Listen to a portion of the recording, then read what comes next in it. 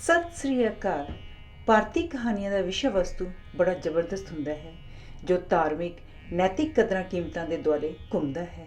ਕਹਾਣੀਆਂ ਨੂੰ ਇਤਿਹਾਸ ਦੀ ਸਾਂਭ ਸੰਭਾਲ, ਮਹੱਤਵਪੂਰਨ ਵਿਅਕਤੀਆਂ, ਸਥਾਨਾਂ ਅਤੇ ਧਾਰਮਿਕ ਰਹੋ ਰੀਤਾਂ ਨੂੰ ਪੀੜ੍ਹੀ ਦਰ ਪੀੜ੍ਹੀ ਅੱਗੇ ਤੋਰਨ ਦਾ ਬੇਸ਼ਕੀਮਤੀ ਜ਼ਰੀਆ ਹਨ। ਪੰਚਤੰਤਰ ਦੀਆਂ ਕਹਾਣੀਆਂ ਅਸੀਂ ਸਾਰਿਆਂ ਨੇ ਕਦੇ ਨਾ ਕਦੇ ਕਿਤੇ ਪੜ੍ਹੀਆਂ ਸੁਣੀਆਂ ਜ਼ਰੂਰ ਹਨ। ਇਹ ਸੁਣਨ ਵਿੱਚ ਬਹੁਤ ਰੌਚਕ ਅਤੇ ਸਦੀਆਂ ਤੋਂ ਬੱਚਿਆਂ ਨੂੰ ਸੌਣ ਵੇਲੇ ਨਾਨੀਆਂ ਦਾਦੀਆਂ ਦੁਆਰਾ ਸੁਣਾਈਆਂ ਜਾਂਦੀਆਂ ਰਹੀਆਂ ਹਨ। ਇਹ ਮਨ ਘੜਤ ਅਤੇ ਅੰਧ ਵਿਸ਼ਵਾਸਾਂ ਨੂੰ ਦਰਸਾਉਂਦੀਆਂ ਜਾਨਵਰਾਂ, ਜਾਦੂ ਪਰੀਆਂ ਦੀਆਂ ਆਦਮਖੋਰਾਂ ਅਤੇ ਅਦਭੁਤ ਘਟਨਾਵਾਂ 'ਤੇ ਆਧਾਰਿਤ ਹੁੰਦੀਆਂ ਹਨ। ਪੁਰਾਤਨ ਕਹਾਣੀਆਂ ਸਾਡੀ ਸੰਸਕ੍ਰਿਤੀ ਦੀਆਂ ਅਮੋਲਕ ਤਸਵੀਰਾਂ ਹਨ, ਜਿਨ੍ਹਾਂ ਰਾਹੀਂ ਅਸੀਂ ਜਾਣ ਸਕਦੇ ਹਾਂ ਕਿ ਸਾਡੇ ਵੱਡੇ ਵਡੇਰਿਆਂ ਨੇ ਆਪਣੇ ਜੀਵਨ ਅਤੇ ਸਮਾਜ ਦੀ ਉਸਾਰੀ ਵਿੱਚ ਕਿੰਨਾਂ ਉਦੇਸ਼ਾਂ ਨੂੰ ਮੁੱਖ ਰੱਖਿਆ ਸੀ। ਆਪਣੇ ਤੋਂ ਵੱਡੇ ਦਾ ਆਦਰ ਮਾਣ, ਦ੍ਰਿੜ ਵਿਸ਼ਵਾਸ, ਸੱਚਾਈ ਅਤੇ ਡਟੇ ਰਹਿਣਾ, ਦਿੱਤੇ ਵਚਨ ਨੂੰ ਪੂਰਾ ਕਰਨਾ ਭਾਵੇਂ ਕਿੰਨੀਆਂ ਵੀ ਮੁਸ਼ਕਿਲਾਂ ਦਾ ਸਾਹਮਣਾ ਕਿਉਂ ਨਾ ਕਰਨਾ ਪਵੇ, ਪ੍ਰਤੀ ਪ੍ਰੇਮ ਉਹ ਉਦੇਸ਼ ਹਨ ਜਿਨ੍ਹਾਂ ਕਾਰਨ ਸਾਰੀ ਦੁਨੀਆ ਪ੍ਰਾਚੀਨ ਭਾਰਤ ਦੀ ਹਾਲੀ ਤੱਕ ਵੀ ਉਸਤਤ ਕਰਦੀ ਹੈ, ਪਰ ਸਾਡੇ ਜੀਵਨ ਵਿੱਚੋਂ ਹੌਲੀ ਹੌਲੀ ਅਲੋਪ ਹੋ ਰਹੇ ਹਨ। ਅਸੀਂ ਇਹਨਾਂ ਉਦੇਸ਼ਾਂ ਨੂੰ ਸਦਾ ਮੁੱਖ ਰੱਖ ਕੇ ਆਪਣਾ ਚਰਿੱਤਰ ਉੱਚਾ ਕਰ ਸਕਦੇ ਹਾਂ ਅਤੇ ਆਪਣੀ ਕੌਮ ਅਤੇ ਆਪਣੇ ਦੇਸ਼ ਦਾ ਨਾਂ ਰੌਸ਼ਨ ਕਰ ਸਕਦੇ ਹਾਂ। ਬੱਚਿਆਂ ਨੂੰ ਕਹਾਣੀਆਂ ਸੁਣਾਉਣ ਦਾ ਮੰਤਵ ਬੱਚਿਆਂ ਦੀ ਸੋਚ ਦਾ ਘੇਰਾ ਵਿਸ਼ਾਲ ਕਰਕੇ ਉਹਨਾਂ ਨੂੰ ਜਮਾਤ ਤੋਂ ਬਾਹਰ ਆਪਣੇ ਆਲੇ ਦੁਆਲੇ ਪ੍ਰਤੀ ਵਿਚਰ ਰਹੀਆਂ ਘਟਨਾਵਾਂ ਤੋਂ ਸੁਚੇਤ ਕਰਵਾਉਣਾ ਅਤੇ ਉਹਨਾਂ ਦੇ ਨਜ਼ਰੀਏ ਨੂੰ ਵਿਸ਼ਾਲ ਕਰਨਾ ਹੈ। ਸ਼ੁਭ ਇਛਾਵਾਂ ਸਹਿਤ ਧੰਨਵਾਦ। ਹਰਜੀਤ ਪੰਮਰਾ। ਰਾਜਾ ਹਰੀਸ਼ ਚੰਦਰ ਸ਼੍ਰੀ ਰਾਮ ਚੰਦਰ ਜੀ ਤੋਂ ਵੀ ਬਹੁਤ ਸਮਾਂ ਪਹਿਲਾਂ ਅਯੁੱਧਿਆ ਵਿੱਚ ਹਰੀਸ਼ ਚੰਦਰ ਨਾਂ ਦਾ ਇੱਕ ਰਾਜਾ ਰਾਜ ਕਰਦਾ ਸੀ। ਉਸ ਸਮੇਂ ਅਯੁੱਧਿਆ ਉੱਤਰੀ ਭਾਰਤ ਦਾ ਇੱਕ ਸ਼ਕਤੀਸ਼ਾਲੀ ਰਾਜ ਸੀ। ਇਸ ਦੀ ਰਾਜਧਾਨੀ ਸਰਾਜੂ ਨਦੀ ਦੇ ਕੰਢੇ 'ਤੇ ਸਥਿਤ ਸੀ। ਇਹ ਰਾਜਾ ਸੂਰਯਵੰਸ਼ੀ ਖਾਨਦਾਨ ਵਿੱਚੋਂ ਸੀ ਅਤੇ ਸਾਰਾ ਭਾਰਤ ਇਹਦੀ ਤਾਕਤ ਦਾ ਲੋਹਾ ਮੰਨਦਾ ਸੀ। ਹਰੀਸ਼ ਚੰਦਰ ਬੜਾ ਨਿਆਂਕਾਰ, ਬਹਾਦਰ ਅਤੇ ਧਰਮੀ ਰਾਜਾ ਸੀ। ਉਹਦੇ ਰਾਜ ਵਿੱਚ ਲੋਕ ਬੜੇ ਖੁਸ਼ਹਾਲ ਸਨ ਅਤੇ ਉਹਨੂੰ ਆਪਣੇ ਪਿਤਾ ਸਮਾਨ ਪਿਆਰ ਕਰਦੇ ਸਨ। ਉਹਦੀ ਰਾਣੀ ਸਾਹਿਬਿਆ ਬੜੀ ਸੁੰਦਰ, ਪਤੀਬ੍ਰਤ ਅਤੇ ਉਤਨੀ ਹੀ ਧਰਮਾਤਮਾ ਸੀ ਜਿੰਨਾ ਕਿ ਉਹਦਾ ਪਤੀ। ਰਾਜਾ ਤੇ ਰਾਣੀ ਦਾ ਇੱਕੋ ਇੱਕ ਲੜਕਾ ਸੀ। ਇਸ ਦਾ ਨਾਂ ਰੋਹਿਤ ਸੀ। ਉਹ ਬਚਪਨ ਤੋਂ ਹੀ ਬੜਾ ਹੋਣਹਾਰ ਅਤੇ ਸੂਝਵਾਨ ਸੀ। ਉਹਦੇ ਮਾਤਾ ਪਿਤਾ ਉਹਨੂੰ ਬਹੁਤ ਪਿਆਰ ਕਰਦੇ ਸਨ। ਰਾਜਾ ਹਰੀਸ਼ ਚੰਦਰ ਹਰ ਪਾਸਿਓਂ ਬੜਾ ਸੁਖੀ ਸੀ। ਇੱਕ ਵਾਰੀ ਜਦ ਰਾਜਾ ਰਾਜ ਦਰਬਾਰ ਦੇ ਮੁਆਮਲਿਆਂ ਤੋਂ ਵਿਹਲਾ ਹੋ ਕੇ ਮਹੱਲ ਨੂੰ ਜਾਣ ਲੱਗਾ ਤਾਂ ਰਾਜਧਾਨੀ ਦੇ ਆਸ-ਪਾਸ ਪਿੰਡਾਂ ਦੇ ਕੁਝ ਲੋਕ ਆਏ ਅਤੇ ਸ਼ਿਕਾਇਤ ਕਰਨ ਲੱਗੇ ਕਿ ਕੋਈ ਜੰਗਲੀ ਜਾਨਵਰ ਉਹਨਾਂ ਦੇ ਇਲਾਕੇ ਨੂੰ ਕਈ ਮਹੀਨਿਆਂ ਤੋਂ ਬਰਬਾਦ ਕਰ ਰਿਹਾ ਹੈ ਅਤੇ ਉਹਨਾਂ ਦੇ ਯਤਨਾਂ ਦੇ ਬਾਵਜੂਦ ਉਹ ਕਾਬੂ ਨਹੀਂ ਆ ਸਕਿਆ ਹੈ। ਰਾਜੇ ਨੇ ਉਹਨਾਂ ਦੀ ਸ਼ਿਕਾਇਤ ਬੜੇ ਧਿਆਨ ਨਾਲ ਸੁਣੀ ਅਤੇ ਯਕੀਨ ਦਿਵਾਇਆ ਕਿ ਉਹ ਆਪ ਆ ਕੇ ਇਸ ਜੰਗਲੀ ਜਾਨਵਰ ਨੂੰ ਮੁਕਾਉਣ ਦਾ ਪੂਰਾ ਯਤਨ ਕਰੇਗਾ। ਜਦ ਰਾਣੀ ਨੂੰ ਲੋਕਾਂ ਦੀ ਇਸ ਤਕਲੀਫ ਬਾਰੇ ਪਤਾ ਲੱਗਾ ਤਾਂ ਉਹਨੇ ਵੀ ਰਾਜੇ ਨੂੰ ਬੇਨਤੀ ਕੀਤੀ ਕਿ ਉਹ ਸਭ ਕੰਮ ਪਿੱਛੇ ਪਾ ਕੇ ਪਹਿਲਾਂ ਪਰਜਾ ਦੀ ਘਬਰਾਹਟ ਦੂਰ ਕਰੇ। ਅਗਲੇ ਦਿਨ ਕੁਝ ਸਵੇਰ ਹਥਿਆਰਬੰਦ ਆਦਮੀ ਲੈ ਕੇ ਅਤੇ ਕੁਝ ਹੋਰ ਤਿਆਰੀ ਕਰਕੇ ਰਾਜਾ ਸ਼ਿਕਾਰ 'ਤੇ ਤੁਰ ਪਿਆ। ਰਾਣੀ ਜਾਣਦੀ ਸੀ ਕਿ ਇਹ ਮੁਹਿੰਮ ਬੜੀ ਖਤਰਨਾਕ ਹੈ, ਇਸ ਲਈ ਪਿੱਛੋਂ ਉਹ ਅੰਦਰੋਂ ਅੰਦਰ ਉਹਦੀ ਸੁੱਖ ਸਾਂਦ ਲਈ ਪ੍ਰਾਰਥਨਾ ਕਰਦੀ ਰਹੀ। ਸਰਾਜੂ ਨਦੀ ਰਾਜ ਦੀ ਉੱਤਰੀ ਸੀਮਾ 'ਤੇ ਸਥਿਤ ਸੀ। ਉਸ ਤੋਂ ਉੱਪਰ ਵੱਲ ਮੀਲਾਂ ਮੀਲ ਫੈਲੇ ਸੰਘਲੇ ਜੰਗਲ ਸਨ ਜੋ ਜੰਗਲੀ ਜਾਨਵਰਾਂ ਨਾਲ ਭਰੇ ਪਏ ਸਨ। ਇਹਨਾਂ ਜੰਗਲਾਂ ਵਿੱਚ ਹੀ ਉਹ ਜੰਗਲੀ ਜਾਨਵਰ ਰਹਿੰਦਾ ਸੀ ਜੋ ਨਦੀ ਦੇ ਕੰਢੇ 'ਤੇ ਵਸਦੇ ਪਿੰਡਾਂ ਨੂੰ ਆਏ ਦਿਨ ਉਜਾੜ ਜਾਂਦਾ ਸੀ। ਰਾਜਾ ਨਦੀ ਦੇ ਉੱਤਰੀ ਕੰਢੇ 'ਤੇ ਖੜਾ ਨੀਝ ਲਾ ਕੇ ਇੱਧਰ ਉੱਧਰ ਵੇਖ ਹੀ ਰਿਹਾ ਸੀ ਕਿ ਅਚਾਨਕ ਉਹਦੇ ਇੱਕ ਆਦਮੀ ਨੇ ਕੁਝ ਦੂਰ ਇੱਕ ਸੰਘਣੀ ਝਾੜੀ ਵੱਲ ਇਸ਼ਾਰਾ ਕੀਤਾ। ਉਸ ਝਾੜੀ ਦੀਆਂ ਸ਼ਾਖਾਂ ਹਿੱਲ ਰਹੀਆਂ ਸਨ। ਇੰਝ ਜਾਪਦਾ ਸੀ ਕਿ ਉਹਦੇ ਪਿੱਛੇ ਕੋਈ ਜੰਗਲੀ ਜਾਨਵਰ ਲੁਕਿਆ ਹੋਇਆ ਹੈ। ਰਾਜਾ ਇੱਕਦਮ ਆਪਣਾ ਘੋੜਾ ਦੌੜਾ ਕੇ ਉਸ ਵੱਲ ਗਿਆ, ਪਰ ਉਹ ਉਹਦੇ ਉੱਥੇ ਪਹੁੰਚਣ ਤੱਕ ਹਿੱਲਣੋਂ ਬੰਦ ਹੋ ਚੁੱਕੀ ਸੀ ਅਤੇ ਕੁਝ ਵਿੱਥ 'ਤੇ ਇੱਕ ਹੋਰ ਝਾੜੀ ਹਿੱਲਣੀ ਸ਼ੁਰੂ ਹੋ ਗਈ। ਰਾਜਾ ਘੋੜੇ ਨੂੰ ਸਰਪਟ ਦੌੜਾ ਕੇ ਉੱਧਰ ਗਿਆ, ਪਰ ਉਹ ਵੀ ਉਹਦੇ ਉੱਥੇ ਪਹੁੰਚਦਿਆਂ ਤੱਕ ਹਿੱਲਣੋਂ ਬੰਦ ਹੋ ਗਈ। ਇਸ ਤਰ੍ਹਾਂ ਕਈ ਵਾਰ ਹੋਇਆ ਅਤੇ ਇਸ ਦੌੜ ਭੱਜ ਵਿੱਚ ਰਾਜਾ ਆਪਣੇ ਸਾਥੀਆਂ ਤੋਂ ਨਿਖੜ ਗਿਆ। ਦੁਪਹਿਰ ਹੋ ਚੁੱਕੀ ਸੀ ਅਤੇ ਦਿਨ ਤਪਣ ਲੱਗ ਪਿਆ ਸੀ। ਰਾਜਾ ਅਤੇ ਉਹਦਾ ਘੋੜਾ ਦੋਵੇਂ ਥੱਕ ਗਏ ਸਨ ਅਤੇ ਭੁੱਖ ਪਿਆਸ ਨਾਲ ਨਡਾਲ ਹੋ ਗਏ ਸਨ। ਰਾਜਾ ਪਾਣੀ ਦੀ ਭਾਲ ਵਿੱਚ ਇੱਧਰ ਉੱਧਰ ਵੇਖਣ ਲੱਗਾ। ਥੋੜ੍ਹੀ ਦੂਰੋਂ ਉਹਨੂੰ ਕੁਝ ਇਸਤਰੀਆਂ ਦੇ ਵੈਨ ਪਾਉਣ ਦੀ ਆਵਾਜ਼ ਆਈ। ਉਹ ਚੁੱਪਚਾਪ ਖੜੋ ਕੇ ਉਸ ਆਵਾਜ਼ ਨੂੰ ਕੰਨ ਲਾ ਕੇ ਸੁਣਨ ਲੱਗਾ। ਜਲਦੀ ਹੀ ਉਹਨੂੰ ਪਤਾ ਲੱਗ ਗਿਆ ਕਿ ਇਹ ਕਿਸੇ ਦੁਖੀਆਂ ਦੀ ਆਵਾਜ਼ ਹੈ। ਉਹ ਆਪਣੀ ਭੁੱਖ ਪਿਆਸ ਜਾਂ ਥਕਾਵਟ ਬਿਲਕੁਲ ਭੁੱਲ ਗਿਆ ਤੇ ਉਸ ਪਾਸੇ ਵੱਲ ਤੁਰ ਪਿਆ ਜਿੱਧਰੋਂ ਆਵਾਜ਼ ਆ ਰਹੀ ਸੀ। ਕੁਝ ਦਾਰ ਜਾਣ ਪਿੱਛੋਂ ਉਹ ਇੱਕ ਝੁੱਗੀ ਲਾਗੇ ਪਹੁੰਚਿਆ। ਉਸ ਅੰਦਰੋਂ ਆਵਾਜ਼ ਆ ਰਹੀ ਸੀ, ਬਚਾਓ, ਜਲਦੀ ਬਚਾਓ, ਨਹੀਂ ਤਾਂ ਅਸੀਂ ਮਾਰੀਆਂ ਜਾਵਾਂਗੀਆਂ। ਰਾਜਾ ਇੱਕਦਮ ਉਹਨਾਂ ਨੂੰ ਦਿਲਾਸਾ ਦਿੰਦਿਆਂ ਉੱਚੀ ਸਾਰੀ ਬੋਲਿਆ, ਘਬਰਾਓ ਨਾ, ਮੈਂ ਮਦਦ ਲਈ ਆ ਰਿਹਾ ਹਾਂ। ਇਹ ਕਹਿ ਕੇ ਉਹ ਝੁੱਗੀ ਦੇ ਅੰਦਰ ਦਾਖਲ ਹੋਇਆ। ਝੁੱਗੀ ਦੇ ਪਿਛਲੇ ਪਾਸੇ ਇੱਕ ਬੂਹਾ ਸੀ ਜੋ ਇੱਕ ਵੱਡੇ ਸਾਰੇ ਬਾਗ ਵੱਲ ਖੁੱਲਦਾ ਸੀ। ਉਸ ਵਿੱਚ 5 ਸੁੰਦਰ ਮੁਟਿਆਰਾਂ ਇੱਕ ਕੰਢਿਆਂ ਦੀ ਝਾੜੀ ਵਿੱਚ ਫਸੀਆਂ ਹੋਈਆਂ ਸਨ। ਉਹ ਜਿੰਨਾ ਵੀ ਉਸ ਵਿੱਚੋਂ ਬਾਹਰ ਨਿਕਲਣ ਲਈ ਹੱਥ ਪੈਰ ਮਾਰਦੀਆਂ ਸਨ, ਉਤਨਾ ਹੀ ਹੋਰ ਫਸਦੀਆਂ ਜਾਂਦੀਆਂ ਸਨ।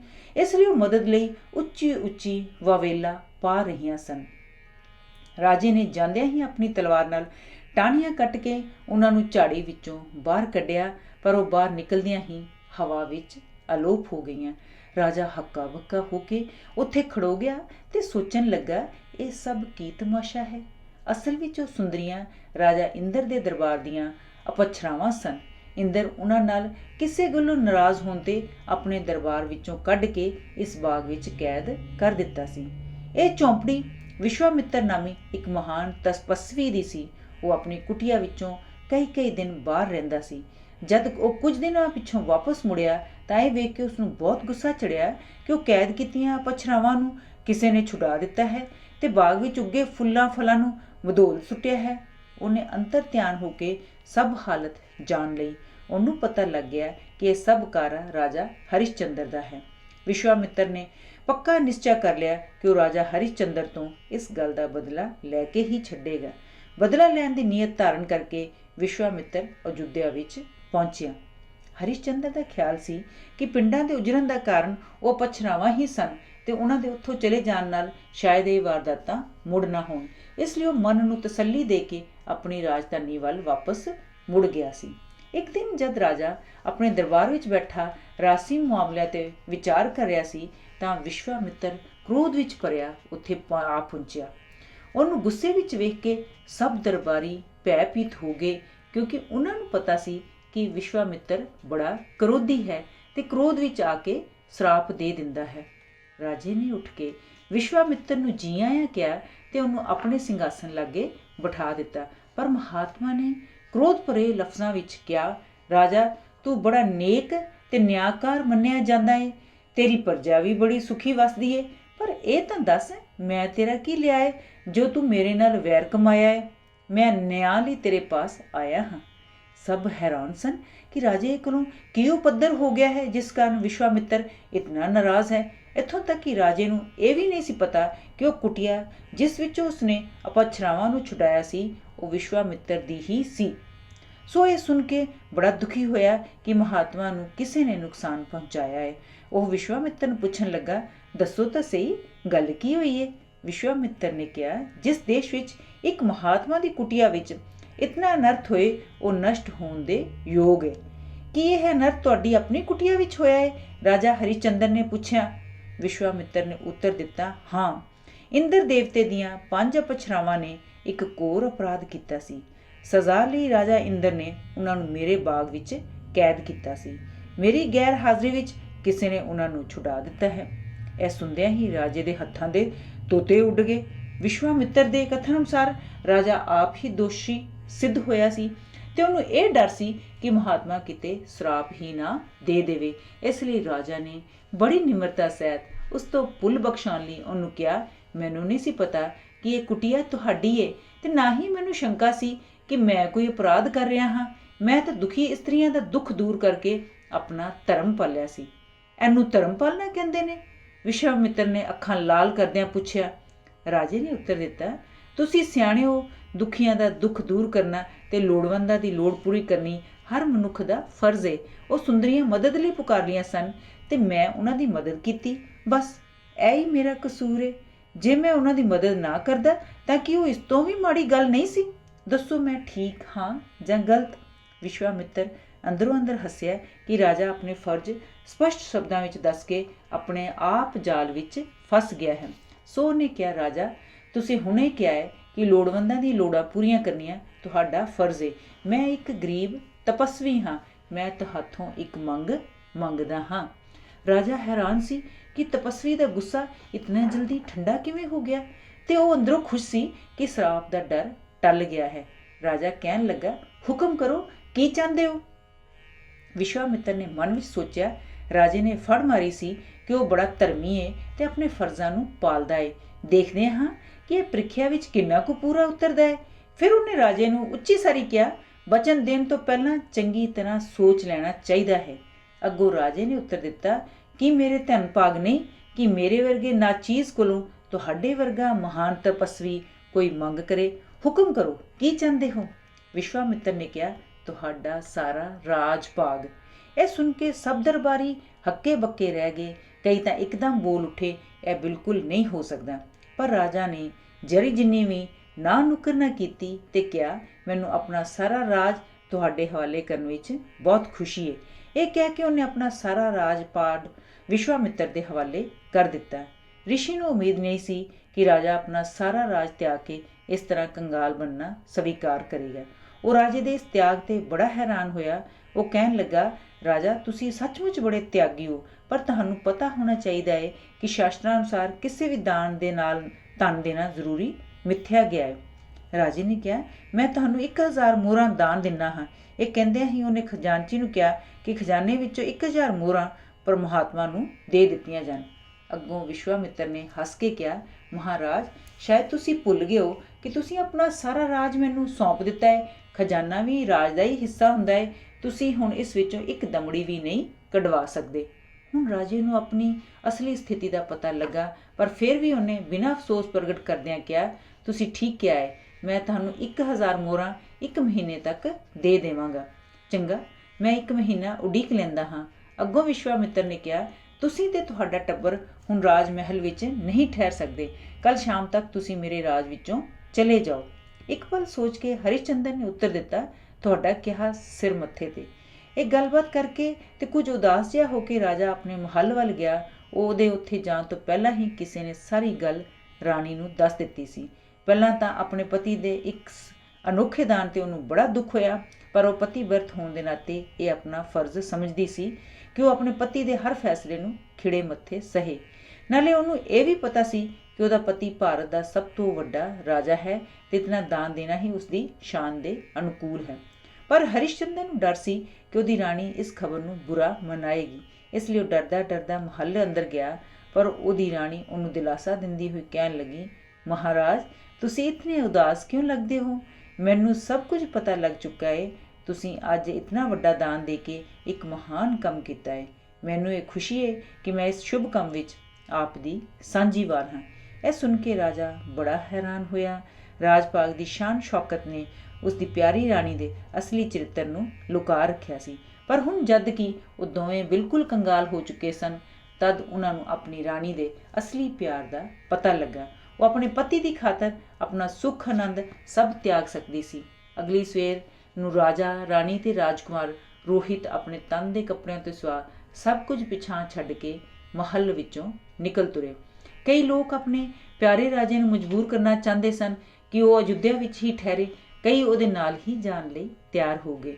ਇਹ ਸੁਣ ਕੇ ਰਾਜਾ ਬੜਾ ਦੁਖੀ ਹੋਇਆ, ਕਿਉਂਕਿ ਉਹਨੇ ਪਰਜਾ ਸਮੇਤ ਸਾਰਾ ਰਾਜ ਵਿਸ਼ਵਾਮਿੱਤਰ ਦੇ ਹਵਾਲੇ ਕਰ ਦਿੱਤਾ ਸੀ। ਉਹ ਕਿਵੇਂ ਲੋਕਾਂ ਨੂੰ ਆਪਣੇ ਨਾਲ ਜਾਣ ਦੀ ਆਗਿਆ ਦੇ ਸਕਦਾ ਸੀ?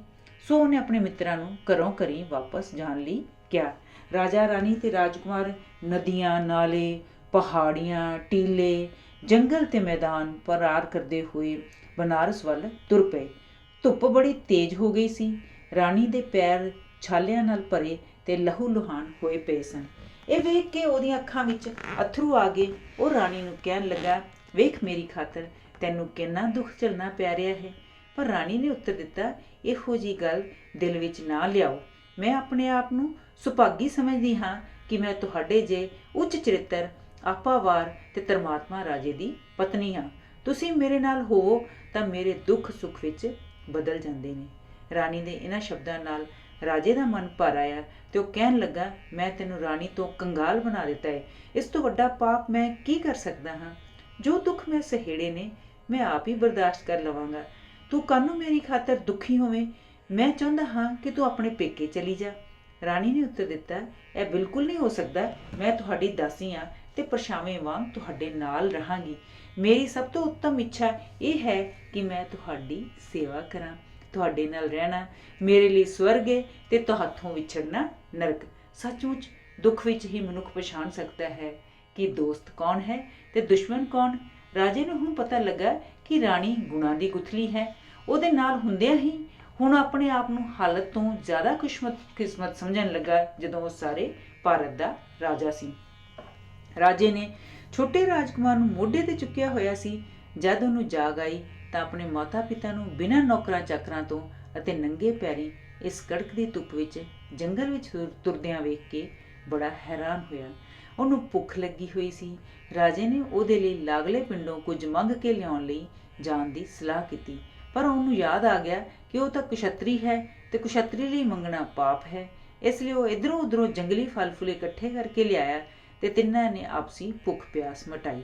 ਅੰਤ ਨੂੰ ਕਈਆਂ ਦਿਨਾਂ ਦੇ ਸਫ਼ਰ ਪਿੱਛੋਂ ਉਹ ਭਾਰਤ ਦੇ ਸਭ ਤੋਂ ਪ੍ਰਸਿੱਧ ਯਾਤਰਾ ਸਥਾਨ ਬਨਾਰਸ ਵਿੱਚ ਪਹੁੰਚ ਗਏ। ਉੱਥੋਂ ਦੇ ਲੋਕਾਂ ਨੂੰ ਪਹਿਲਾਂ ਹੀ ਪਤਾ ਲੱਗ ਚੁੱਕਾ ਸੀ ਕਿ ਰਾਜਾ ਹਰੀਚੰਦਰ ਨੇ ਆਪਣਾ ਸਾਰਾ ਰਾਜਪਾਟ ਰਿਸ਼ੀ ਵਿਸ਼ਵਾਮਿੱਤਰ ਦੇ ਹਵਾਲੇ ਕਰ ਦਿੱਤਾ ਹੈ ਤੇ ਸਭ ਲੋਕ ਉਹਦੇ ਤਿਆਗ ਦੀ ਉਪਮਾ ਕਰ ਰਹੇ ਸਨ। ਜਦ ਰਾਜਾ, ਰਾਣੀ ਤੇ ਰਾਜਕੁਮਾਰ ਸ਼ਹਿਰ ਵਿੱਚ ਪਹੁੰਚੇ ਤਾਂ ਕਿਸੇ ਨੇ ਵੀ ਉਹਨਾਂ ਨੂੰ ਨਾ ਪਛਾਣਿਆ, ਕਿਉਂਕਿ ਉਹ ਬਾਕੀ ਯਾਤਰੂਆਂ ਵਾਂਗ ਹੀ ਲੱਗ ਰਹੇ ਸਨ। ਉਹ ਸਿੱਧੇ ਸ਼ਹਿਰ ਦੇ ਉਸ ਹਿੱਸੇ ਵੱਲ ਗਏ ਜਿੱਥੇ ਗਰੀਬ ਲੋਕ ਰਹਿੰਦੇ ਸਨ। ਉੱਥੇ ਉਹਨਾਂ ਨੂੰ ਭਾਗਾਂ ਨਾਲ ਇੱਕ ਝੁੱਗੀ ਮਿਲ ਗਈ ਜੋ ਬਿਲਕੁਲ ਖਾਲੀ ਪਈ ਸੀ ਤੇ ਉੱਥੇ ਕੋਈ ਵੀ ਨਹੀਂ ਸੀ ਰਹਿੰਦਾ। ਰਾਣੀ ਨੇ ਉਹਨੂੰ ਸਾਫ਼ ਕੀਤਾ ਤੇ ਇੱਕ ਕੋਨੇ ਵਿੱਚ ਸੌਣ ਲਈ ਘਾਸ ਫੂਸ ਵਿਛਾ ਦਿੱਤਾ। ਰਾਣੀ ਹਰ ਰੋਜ਼ ਸਵੇਰ ਉੱਠਦੀ ਤੇ ਗੰਗਾ ਜੀ ਵਿੱਚ ਨਹਾ ਕੇ ਲਾਗਿਓ ਹੀ ਕਿਸੇ ਮੰਦਿਰ ਵਿੱਚੋਂ ਰੋਟੀ ਲੈ ਆਉਂਦੀ, ਜੋ ਤਿੰਨੋਂ ਜਣੇ ਪੱਤਿਆਂ ਵਿੱਚ ਪਾ ਕੇ ਖਾ ਲੈਂਦੇ। ਸਵੇਰ ਦਾ ਖਾਣਾ ਖਾਣ ਪਿੱਛੋਂ ਹਰੀਚੰਦਰ ਨੌਕਰੀ ਦੀ ਭਾਲ ਵਿੱਚ ਜਾਂਦਾ ਤੇ ਰਾਣੀ ਰਾਜਕੁਮਾਰ ਨੂੰ ਆਪਣੇ ਦੇਸ਼ ਦੀਆਂ ਪੁਰਾਤਨ ਕਥਾਵਾਂ ਸੁਣਾ ਕੇ ਉਹਦਾ ਦਿਲ ਲਾਈ ਰੱਖਦੀ। ਰਾਜ ਦੇ ਝਮੇਲਿਆਂ ਤੋਂ ਆਜ਼ਾਦ ਹੋ ਕੇ ਰਾਜਾ ਖੁਸ਼ ਸੀ, ਪਰ ਉਹਦੇ ਮਨ ਤੇ 1000 ਮੋਹਰਾਂ ਦਾ ਬੋਝ ਸੀ ਜੋ ਉਹਨੇ ਵਿਸ਼ਵਾਮਿੱਤਰ ਨੂੰ 1 ਮਹੀਨੇ ਦੇ ਅੰਦਰ ਅੰਦਰ ਦੇਣੀਆਂ ਕੀਤੀਆਂ ਹੋਈਆਂ ਸਨ। 15 ਦਿਨ ਲੰਘ ਵੀ ਚੁੱਕੇ ਸਨ, ਪਰ ਉਹਦੇ ਹੱਥ ਇੱਕ ਵਿੱਚ ਫੁੱਟੀ ਕੌਡੀ ਵੀ ਨਹੀਂ ਸੀ ਤੇ ਨਾ ਹੀ ਉਹਨੂੰ ਕਰਨ ਲਈ ਕੋਈ ਕੰਮ ਹੀ ਲੱਭਾ ਸੀ। ਇਸ ਚਿੰਤਾ ਕਾਰਨ ਉਹ ਬੜਾ ਦੁਰਬਲ ਹੋ ਗਿਆ। ਜਦ ਕਰਜ਼ਾ ਤਾਰਨ ਦਾ ਆਖਰੀ ਦਿਨ ਆਇਆ ਤਾਂ ਉਹਦਾ ਦਿਲ ਬੈਠਦਾ ਗਿਆ, ਕਿਉਂਕਿ ਉਹਨੂੰ ਪਤਾ ਸੀ ਕਿ ਵੀ ਵਿਸ਼ਵਾਮਿੱਤਰ ਨੇ ਹੁਣੇ ਪਹੁੰਚ ਜਾਣਾ ਹੈ।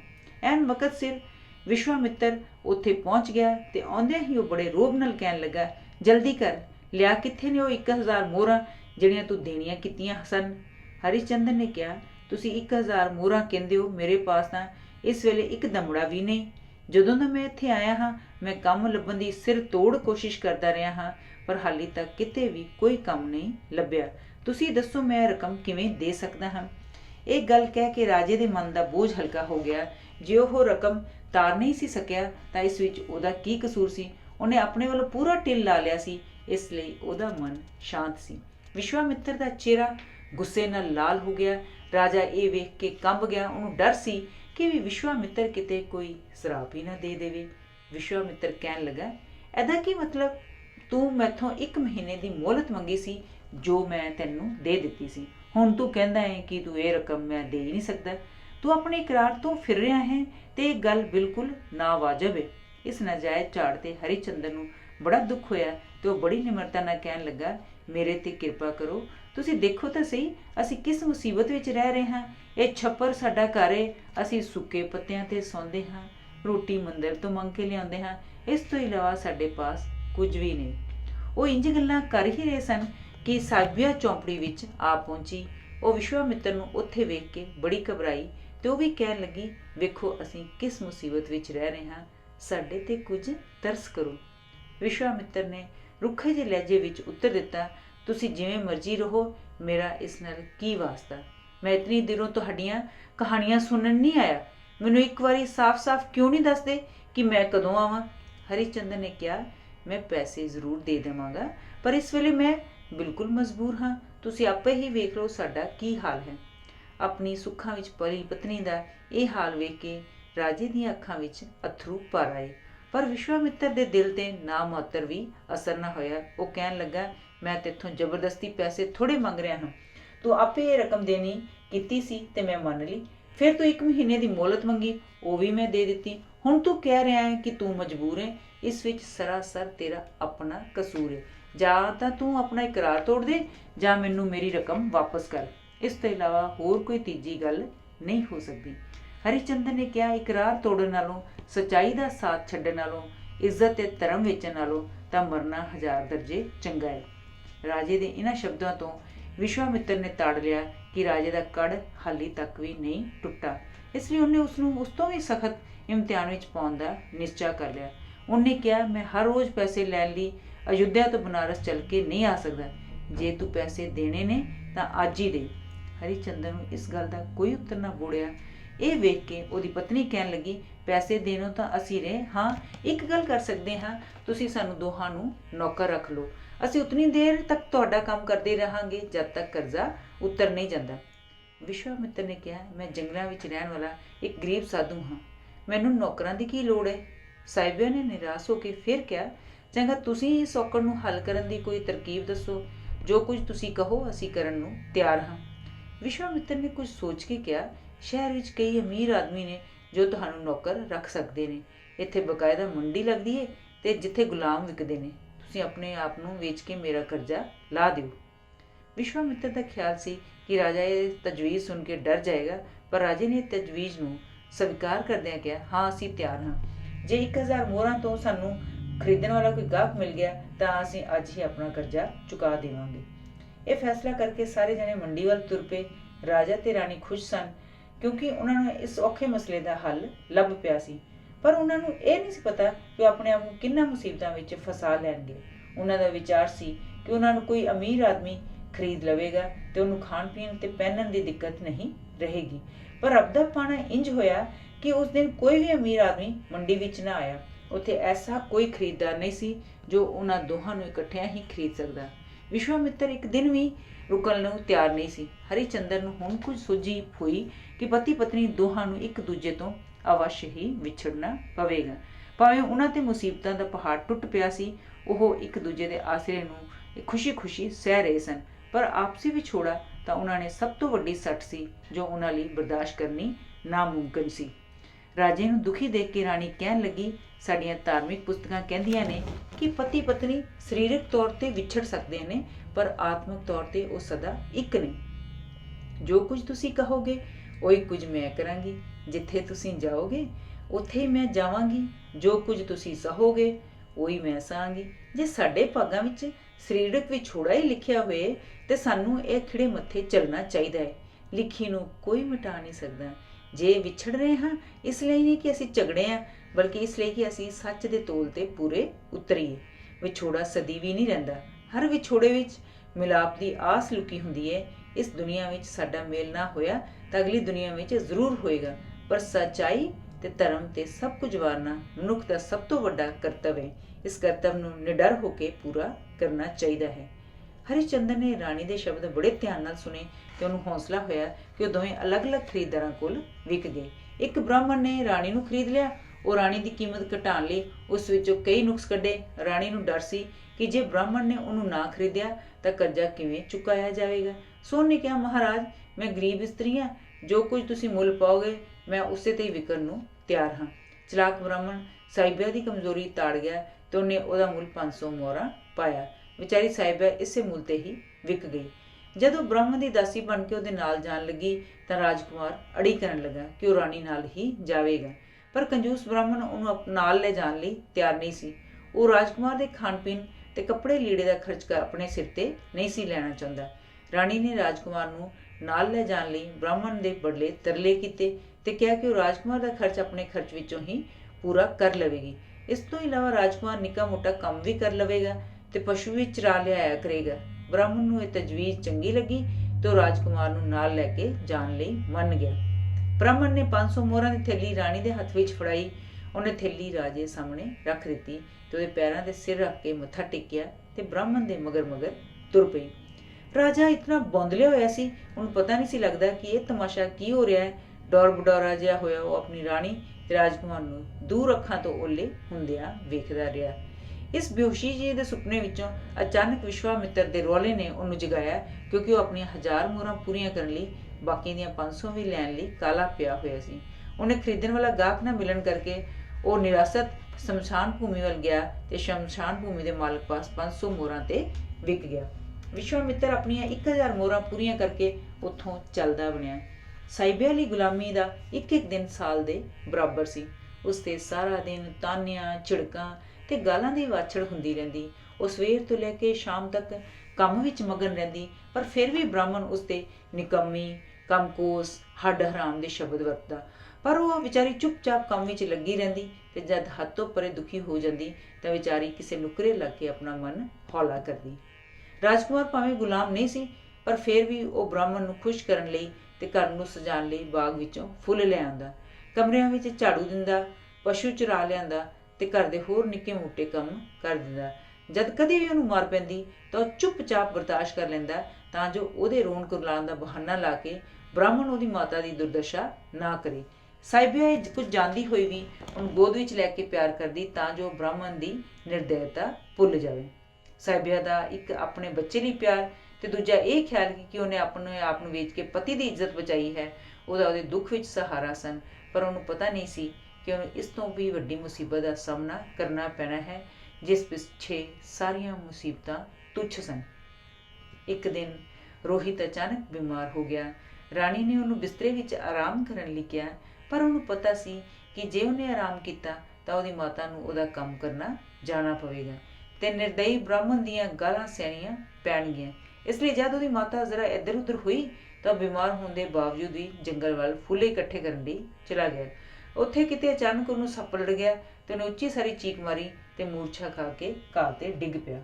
ਉਹਦੀ ਚੀਕ ਦੀ ਆਵਾਜ਼ ਰਾਣੀ ਦੇ ਕੰਨਾਂ ਤੇ ਪਈ। ਉਹ ਦੌੜਦੀ ਹੋਈ ਬਾਹਰ ਜੰਗਲ ਵੱਲ ਗਈ ਤੇ ਉੱਥੇ ਰਾਜਕੁਮਾਰ ਨੂੰ ਮੂਰਛਾ ਖਾ ਕੇ ਡਿੱਗਿਆ ਹੋਇਆਂ ਨੂੰ ਵੇਖਿਆ। ਉਹ ਰੋਂਦੀ ਕੁਰਲਾਉਂਦੀ ਹੋਈ ਉਸ ਨੂੰ ਚੁੱਕ ਕੇ ਘਰ ਪਹੁੰਚੀ। ਬ੍ਰਾਹਮਣ ਅਤੇ ਬ੍ਰਾਹਮਣੀ ਉਹਦੀਆਂ ਚੀਕਾਂ ਦੀ ਆਵਾਜ਼ ਸੁਣ ਕੇ ਆਏ ਤੇ ਰਾਜਕੁਮਾਰ ਨੂੰ ਮਰਿਆ ਪਿਆ ਵੇਖ ਕੇ ਰਾਣੀ ਨਾਲ ਹਮਦਰਦੀ ਕਰਨ ਦੀ ਥਾਂ ਉਹਨੂੰ ਕਹਿਣ ਲੱਗੇ, ਹੁਣ ਰੋਣ ਦਾ ਕੀ ਲਾਭ? ਤੇਰਾ ਮੁੰਡਾ ਸਵਾਸ ਤਿਆਗ ਚੁੱਕਾ ਹੈ, ਜਾ ਕੇ ਇਸ ਦਾ ਸੰਸਕਾਰ ਕਰਿਆ। ਤੇਰਾ ਕੋਈ ਨਾ ਕੋਈ ਯਾਬੀ ਪਿਆ ਰਹਿੰਦਾ ਹੈ, ਜਲਦੀ ਕਰ ਇਹਨੂੰ, ਇੱਥੇ ਲੈ ਜਾ ਇੱਥੋਂ। ਇਹ ਕਹਿ ਕੇ ਰਾਣੀ ਇਹਨੂੰ ਉੱਥੇ ਹੀ ਛੱਡ ਕੇ ਆਪਣੇ ਕਮਰੇ ਵੱਲ ਚਲੇ ਗਏ। ਉਸ ਦਿਨ ਮੀਂਹ ਤੇ ਹਨੇਰੀ ਨੇ ਆਫਤ ਲਿਆਂਦੀ ਹੋਈ ਸੀ। ਬਿਜਲੀ ਦੀ ਲਿਸ਼ਕ, ਬਦਲਾਂ ਦੀ ਗਰਜ ਤੇ ਮੋਹਰਾਧਰ ਮੀਂਹ ਦੀ ਆਵਾਜ਼ ਨਾਲ ਦਿਲ ਦਹਿਲ ਰਿਹਾ ਸੀ।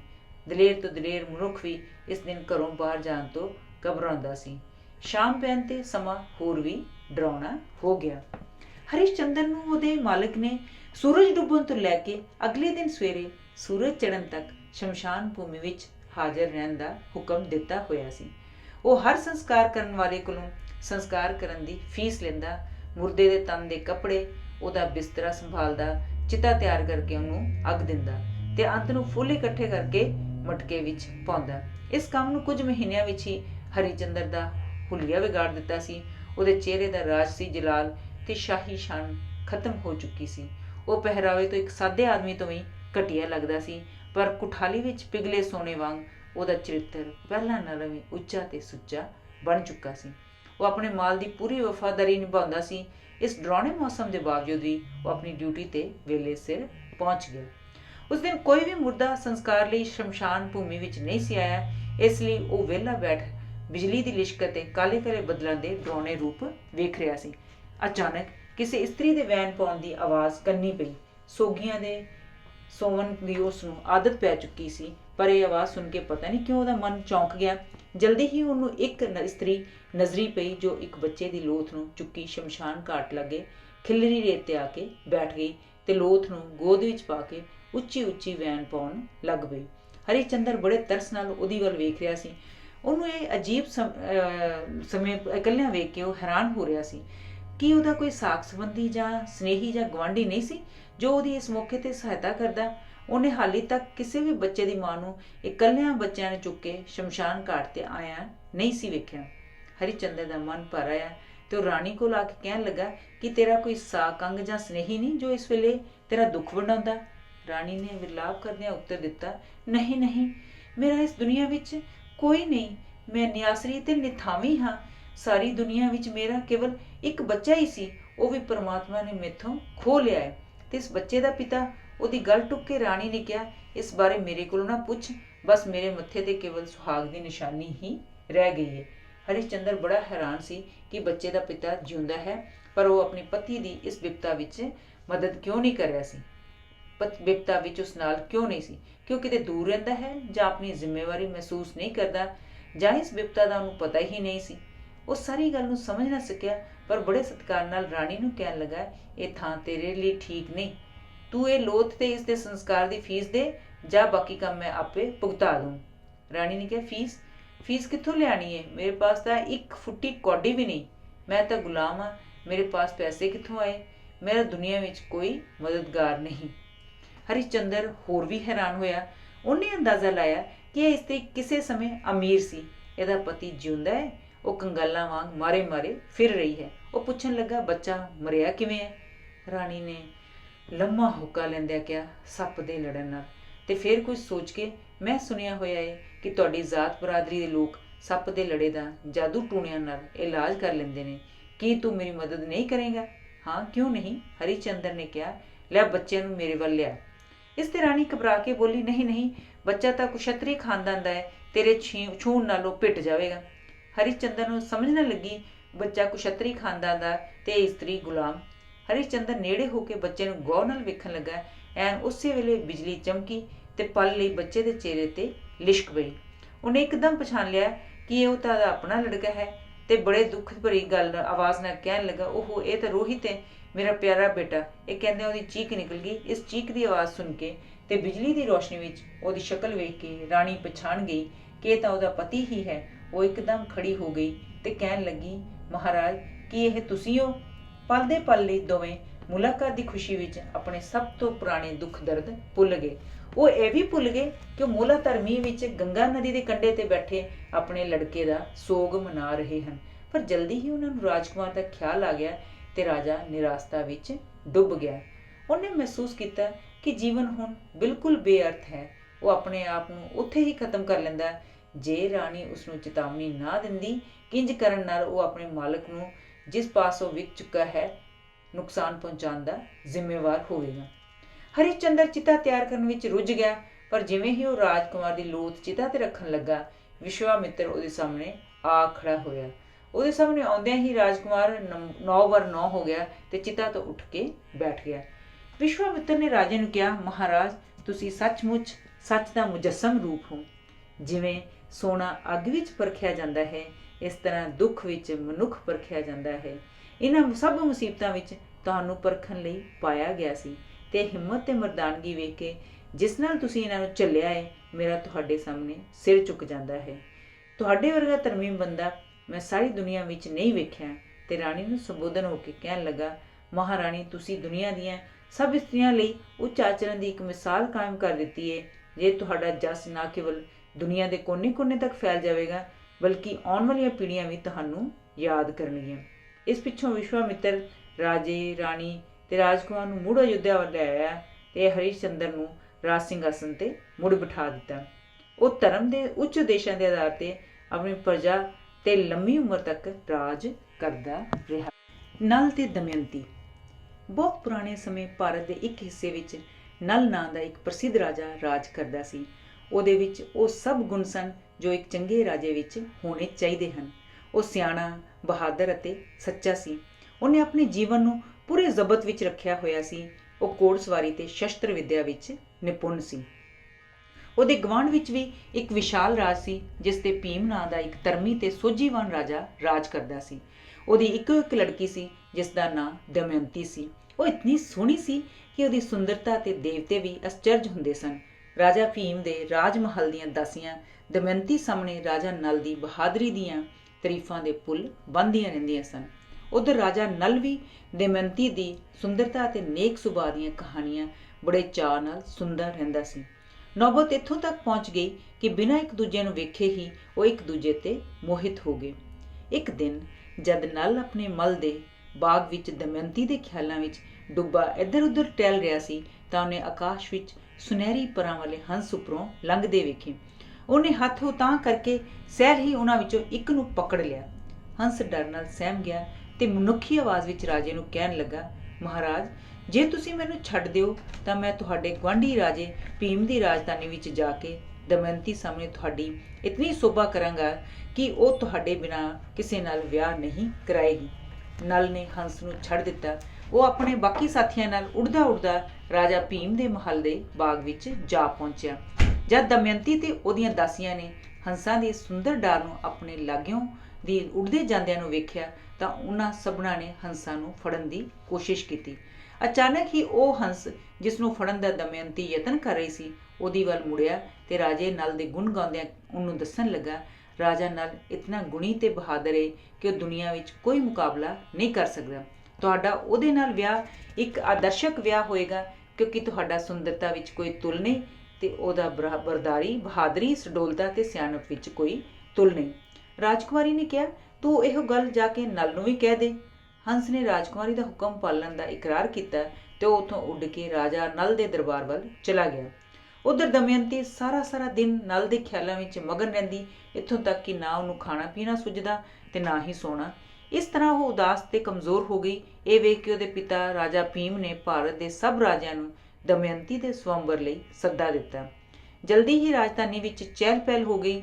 ਦੂਰ ਦੂਰ ਰਾਜਾਂ ਤੋਂ ਰਾਜਕੁਮਾਰੀ ਨਾਲ ਵਿਆਹ ਦੇ ਚਾਹਵਾਨ ਰਾਜੇ ਤੇ ਰਾਜਕੁਮਾਰ ਆਉਣੇ ਸ਼ੁਰੂ ਹੋ ਗਏ। ਉੱਥੇ ਦਿਨ ਬਦਿਨ ਘੋੜਿਆਂ, ਹਾਥੀਆਂ ਤੇ ਰੱਥਾਂ ਦੀ ਚਾਰੋਂ ਪਾਸੇ ਰੌਣਕ ਵਧਣੀ ਸ਼ੁਰੂ ਹੋ ਗਈ। ਸੁਨਹਿਰੀ ਵਸਤਰਾਂ ਵਿੱਚ ਰਾਜੇ ਮਹਾਰਾਜਾ ਨਾਲ ਉਹਨਾਂ ਦੇ ਦਰਬਾਰੀਆਂ ਅਤੇ ਨੌਕਰਾਂ ਚਾਕਰਾਂ ਦੀ ਭਰਮਾਰ ਲੱਗ ਗਈ।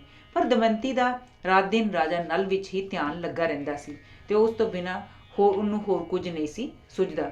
ਰਾਜਾ ਇੰਦਰ ਸਵਰਗਾਂ ਦੇ ਦਰਬਾਰ ਵਿੱਚ ਬੈਠਾ ਹੈਰਾਨ ਸੀ ਕਿ ਲੜਾਈ ਵਿੱਚ ਸ਼ਹੀਦ ਹੋਇਆ ਕੋਈ ਵੀ ਯੋਧਾ ਉਹਦੇ ਦਰਬਾਰ ਵਿੱਚ ਕਈਆਂ ਦਿਨਾਂ ਤੋਂ ਨਹੀਂ ਹਾਜ਼ਰ ਹੋਇਆ ਤੇ ਉਹਨੇ ਆਪਣੇ ਰਾਜਦੂਤ ਕੋਲ ਪੁੱਛਿਆ ਕਿ ਦੁਨੀਆ ਦੇ ਯੋਧੇ ਕਿੱਥੇ ਹਨ ਤੇ ਕਿਸ ਕੰਮ ਵਿੱਚ ਰੁੱਝੇ ਹੋਏ ਹਨ। ਉਹਦੇ ਦੂਤ ਨੇ ਦੱਸਿਆ, ਮਹਾਰਾਜ, ਰਾਜਕੁਮਾਰੀ ਦਮਯੰਤੀ ਦੁਨੀਆ ਭਰ ਵਿੱਚ ਸਭ ਤੋਂ ਸੁੰਦਰ ਇਸਤਰੀ ਹੈ। ਉਹਦੇ ਪਿਤਾ ਨੇ ਉਹਦਾ ਸਵੰਬਰ ਰਚਿਆ ਹੈ। ਭਾਰਤ ਦੇ ਸਭ ਰਾਜਕੁਮਾਰ ਉਸਦੇ ਸਵੰਬਰ ਤੇ ਗਏ ਹੋਏ ਹਨ। ਦੇਵਤੇ ਜੋ ਇੰਦਰ ਦੇ ਲਾਗੇ ਖੜੇ ਸਨ ਬੋਲ ਉੱਠੇ, ਅਸੀਂ ਵੀ ਉੱਥੇ ਜਾਵਾਂਗੇ। ਤੇ ਉਹ ਸਭ ਪਲ ਦੇ ਪਲ ਵਿੱਚ ਤਿਆਰੀ ਕਰਕੇ ਆਕਾਸ਼ ਵਿੱਚੋਂ ਆਪਣੇ ਰੱਥਾਂ ਤੇ ਚੜ੍ਹ ਕੇ ਰਾਜਾ ਭੀਮ ਦੇ ਦਰਬਾਰ ਵੱਲ ਤੁਰ ਪਏ ਤਾਂ ਜੋ ਉਹ ਵੀ ਆਪਣੀ ਕਿਸਮਤ ਅਜ਼ਮਾ ਸਕਣ।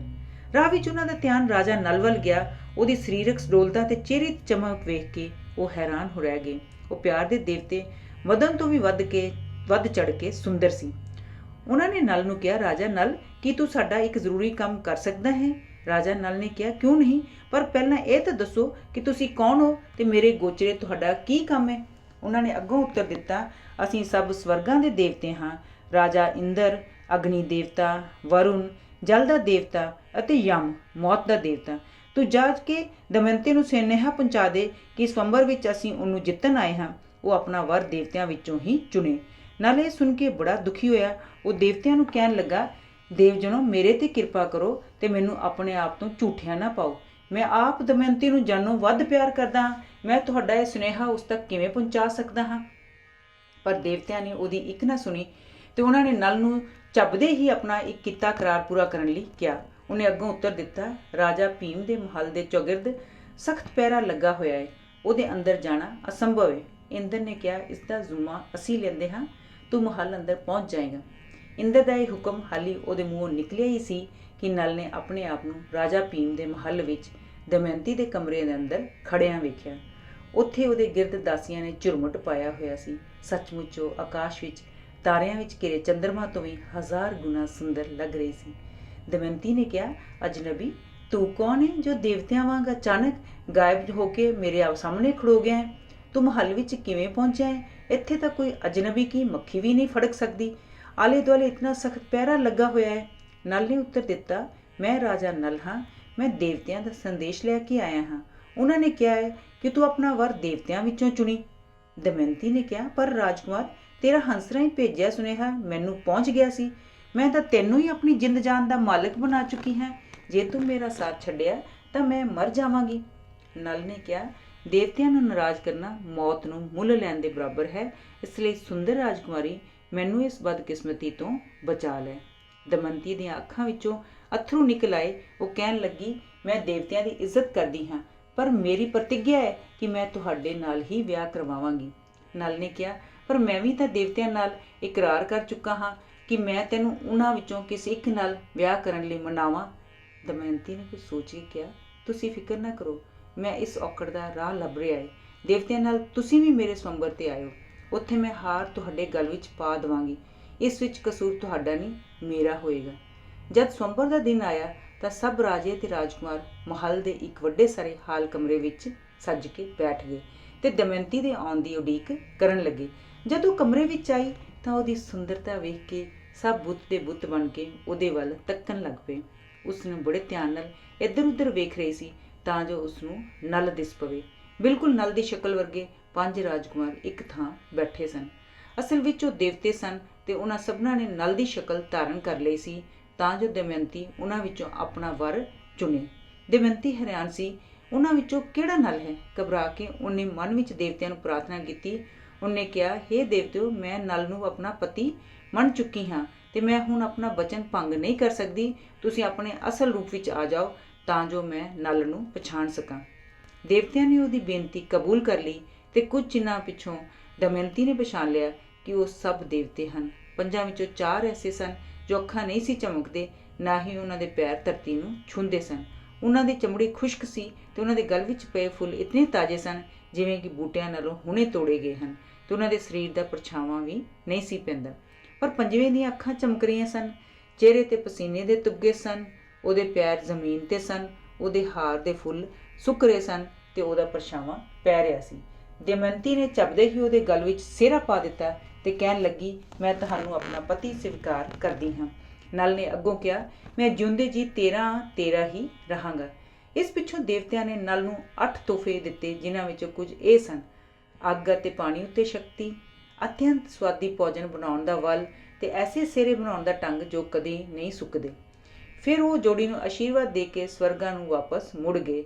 ਜਦ ਦੇਵਤਾ ਇੰਦਰ ਆਪਣੇ ਮਹੱਲ ਲੱਗੇ ਪਹੁੰਚਿਆ ਤਾਂ ਉੱਥੇ ਉਹਨੂੰ ਰਾਹ ਵਿੱਚ ਦੈਂਤ ਕਾਲ ਮਿਲਿਆ। ਇੰਦਰ ਨੇ ਪੁੱਛਿਆ, ਕਾਲ ਤੂੰ ਕਿੱਥੇ ਜਾ ਰਿਹਾ ਹੈ? ਉਹਨੇ ਉੱਤਰ ਦਿੱਤਾ, ਮੈਂ ਦਮਯੰਤੀ ਦੇ ਸਵੰਬਰ ਤੇ ਜਾ ਰਿਹਾ ਹਾਂ ਤੇ ਮੈਂ ਫੈਸਲਾ ਕਰ ਚੁੱਕਾ ਹਾਂ ਕਿ ਮੈਂ ਦਮਯੰਤੀ ਨਾਲ ਵਿਆਹ ਕਰਾਵਾਂ। ਇੰਦਰ ਨੇ ਕਿਹਾ, ਸਵੰਬਰ ਤਾਂ ਖਤਮ ਵੀ ਹੋ ਚੁੱਕਾ ਹੈ। ਦਮਯੰਤੀ ਨੇ ਰਾਜਾ ਨਲ ਨੂੰ ਆਪਣਾ ਪਤੀ ਚੁਣ ਲਿਆ ਹੈ। ਇਹ ਸੁਣਦਿਆਂ ਹੀ ਕਾਲ ਦੇਵਤੇ ਨੂੰ ਗੁੱਸਾ ਚੜ ਗਿਆ ਤੇ ਉਹਨੇ ਨਲ ਤੋਂ ਬਦਲਾ ਲੈਣ ਲਈ ਠਾਣ ਲਈ ਤੇ ਕਿਹਾ ਕਿ ਨਲ ਨਾ ਕੇਵਲ ਆਪਣਾ ਰਾਜਪਾਟ ਬਲਕਿ ਆਪਣੀ ਪਤਨੀ ਨੂੰ ਵੀ ਹੱਥੋਂ ਗਵਾ ਬੈਠੇਗਾ। ਇਹ ਕਹਿ ਕੇ ਕਾਲੀ ਤੇ ਉਹਦੇ ਸੇਵਕ ਦੋਵੇਂ ਨਲ ਦੇ ਮਹੱਲ ਵੱਲ ਤੁਰ ਪਏ ਤੇ ਇੱਕ ਐਸੇ ਮੌਕੇ ਦੀ ਤਾੜ ਵਿੱਚ ਸਨ ਕਿ ਜਦ ਉਹ ਨਲ ਨਾਲ ਬਦਲਾ ਲੈ ਸਕਣ। 12 ਸਾਲ ਨਲ ਤੇ ਦਮਯੰਤੀ ਬੜੀ ਖੁਸ਼ੀ ਵਿੱਚ ਜੀਵਨ ਬਤੀਤ ਕਰਦੇ ਰਹੇ। ਉਹਨਾਂ ਦੇ ਘਰ 2 ਬੱਚੇ ਪੈਦਾ ਹੋਏ। ਉਹਨਾਂ ਤੇ ਰੱਬ ਦੀ ਪੂਰੀ ਬਖਸ਼ਿਸ਼ ਸੀ, ਪਰ ਕਾਲ ਦੇਵਤਾ ਆਪਣਾ ਮੌਕਾ ਤਾੜਦਾ ਰਿਹਾ। ਇੱਕ ਦਿਨ ਗੱਲ ਇਸ ਤਰ੍ਹਾਂ ਹੋਈ ਕਿ ਪ੍ਰਾਰਥਨਾ ਤੋਂ ਪਹਿਲਾਂ ਨਲ ਨੇ ਹਰ ਰੋਜ਼ ਵਾਂਗ ਇਸ਼ਨਾਨ ਨਾ ਕੀਤਾ। ਉਸੇ ਪਲ ਕਾਲ ਦੇਵਤਾ ਉਹਦੀ ਰੂਹ ਵਿੱਚ ਚਲਾ ਗਿਆ ਤੇ ਉਹਦੇ ਨਲ ਦੇ ਭਰਾ ਪੁਸ਼ਕਰ ਨੂੰ ਉਕਸਾਇਆ ਕਿ ਉਹ ਨਲ ਨੂੰ ਚੌਪੜ ਖੇਡਣ ਲਈ ਵੰਗਾਰੇ। ਨਾਲ ਹੀ ਉਹਨੇ ਆਪਣੇ ਸੇਵਕ ਨੂੰ ਚੌਪੜ ਦੇ ਮੋੜੇ ਵਿੱਚ ਵੜ ਜਾਣ ਲਈ ਹੁਕਮ ਦਿੱਤਾ।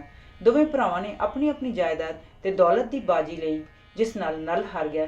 ਫਿਰ ਉਹਨੇ ਸੋਨੇ ਚਾਂਦੀ ਦੇ ਖਜ਼ਾਨੇ, ਰੱਥਾਂ ਤੇ ਘੋੜਿਆਂ ਦੀ ਬਾਜੀ ਲਈ, ਪਰ ਉਹ ਇਹ ਕੁਝ ਵੀ ਹਾਰ ਗਿਆ। ਪ੍ਰਤੀ ਦਿਨ ਦੋਵੇਂ ਚੌਪੜ ਖੇਡਦੇ ਤੇ ਨਲ ਸਭ ਕੁਝ ਹਾਰੀ ਜਾਂਦਾ।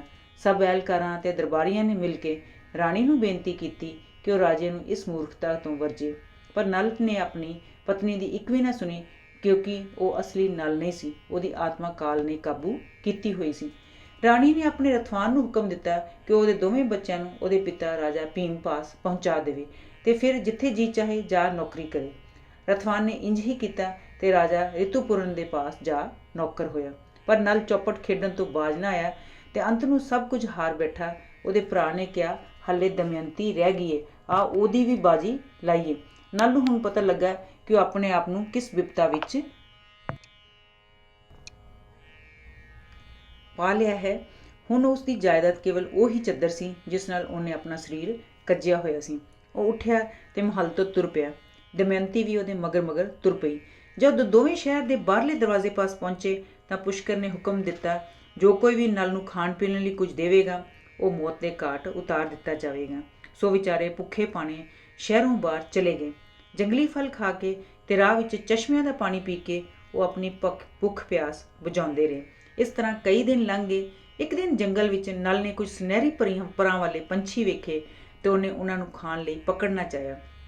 ਉਹਨੇ ਹੌਲੀ ਹੌਲੀ ਜਾ ਕੇ ਆਪਣੀ ਚਾਦਰ ਉਹਨਾਂ ਤੇ ਸੁੱਟੀ। ਉਹ ਸਾਰੇ ਇੱਕਦਮ ਚਾਦਰ ਸਮੇਤ ਉੱਡ ਗਏ ਤੇ ਜਾਂਦਿਆਂ ਕਹਿਣ ਲੱਗੇ, ਅਸੀਂ ਚੌਪੜ ਤੇ ਮੋਹਰੇ ਹਾਂ, ਤੇਰੇ ਪਾਸ ਕੇਵਲ ਇਹ ਚਾਦਰ ਹੀ ਰਹਿ ਗਈ ਸੀ, ਅਸੀਂ ਇਹਨੂੰ ਲੈਣ ਆਏ ਸਾਂ ਤਾਂ ਜੋ ਤੇਰੇ ਪਾਸ ਕੁਝ ਵੀ ਨਾ ਰਹੇ। ਨਲ ਨੇ ਦੁਖੀ ਹੋ ਕੇ ਦਮਯੰਤੀ ਨੂੰ ਕਿਹਾ ਕਿ ਚੰਗਾ ਹੋਵੇ ਕਿ ਉਹ ਉਹਦਾ ਸਾਥ ਛੱਡ ਕੇ ਆਪਣੇ ਪੇਕਿਆਂ ਪਾਸ ਜਾ ਰਹੇ, ਪਰ ਦਮਯੰਤੀ ਨੇ ਇਸ ਤਰ੍ਹਾਂ ਕਰਨੋਂ ਨਾ ਕਰ ਦਿੱਤੀ ਤੇ ਕਿਹਾ ਕਿ ਉਹ ਦੁੱਖ ਸੁੱਖ ਵਿੱਚ ਆਪਣੇ ਪਤੀ ਦਾ ਸਾਥ ਨਹੀਂ ਛੱਡੇਗੀ ਤੇ ਉਹਨੂੰ ਇਸ ਮੁਸੀਬਤ ਵਿੱਚ ਢਾਰਸ ਦੇਣ ਦੀ ਪੂਰੀ ਕੋਸ਼ਿਸ਼ ਕਰੇਗੀ। ਸੋ ਉਹ ਇਕੱਠੇ ਤੁਰੇ ਗਏ ਤੇ ਰਾਤ ਵੇਲੇ ਇੱਕ ਜੰਗਲ ਵਿੱਚ ਪਹੁੰਚੇ। ਉੱਥੇ ਉਹਨਾਂ ਨੂੰ ਇੱਕ ਟੁੱਟੀ ਹੋਈ ਝੌਂਪੜੀ ਮਿਲੀ ਜੋ ਕਿਸੇ ਰਾਹੀ ਨੇ ਸ਼ਾਇਦ ਕਿਸੇ ਸਮੇਂ ਰਾਤ ਕੱਟਣ ਲਈ ਬਣਾਈ ਹੋਵੇ। ਦਮਯੰਤੀ ਥੱਕੀ ਟੁੱਟੀ ਹੋਈ ਸੀ। ਉਹ ਝੌਂਪੜੀ ਵਿੱਚ ਭੁੰਜੇ ਹੀ ਸੌਂ ਗਈ। ਕਾਲ ਨੇ ਨਲ ਨੂੰ ਉਕਸਾਇਆ ਕਿ ਉਹ ਦਮਯੰਤੀ ਨੂੰ ਉੱਥੇ ਹੀ ਛੱਡ ਕੇ ਚਲਾ ਜਾਵੇ। ਨਲ ਨੇ ਸੁੱਤੀ ਪਈ ਦਮਯੰਤੀ ਦੀ ਧੋਤੀ ਨਾਲੋਂ ਕੁਝ ਕੱਪੜਾ ਪਾੜ ਕੇ ਆਪਣੇ ਆਪ ਨੂੰ ਕੱਜਿਆ।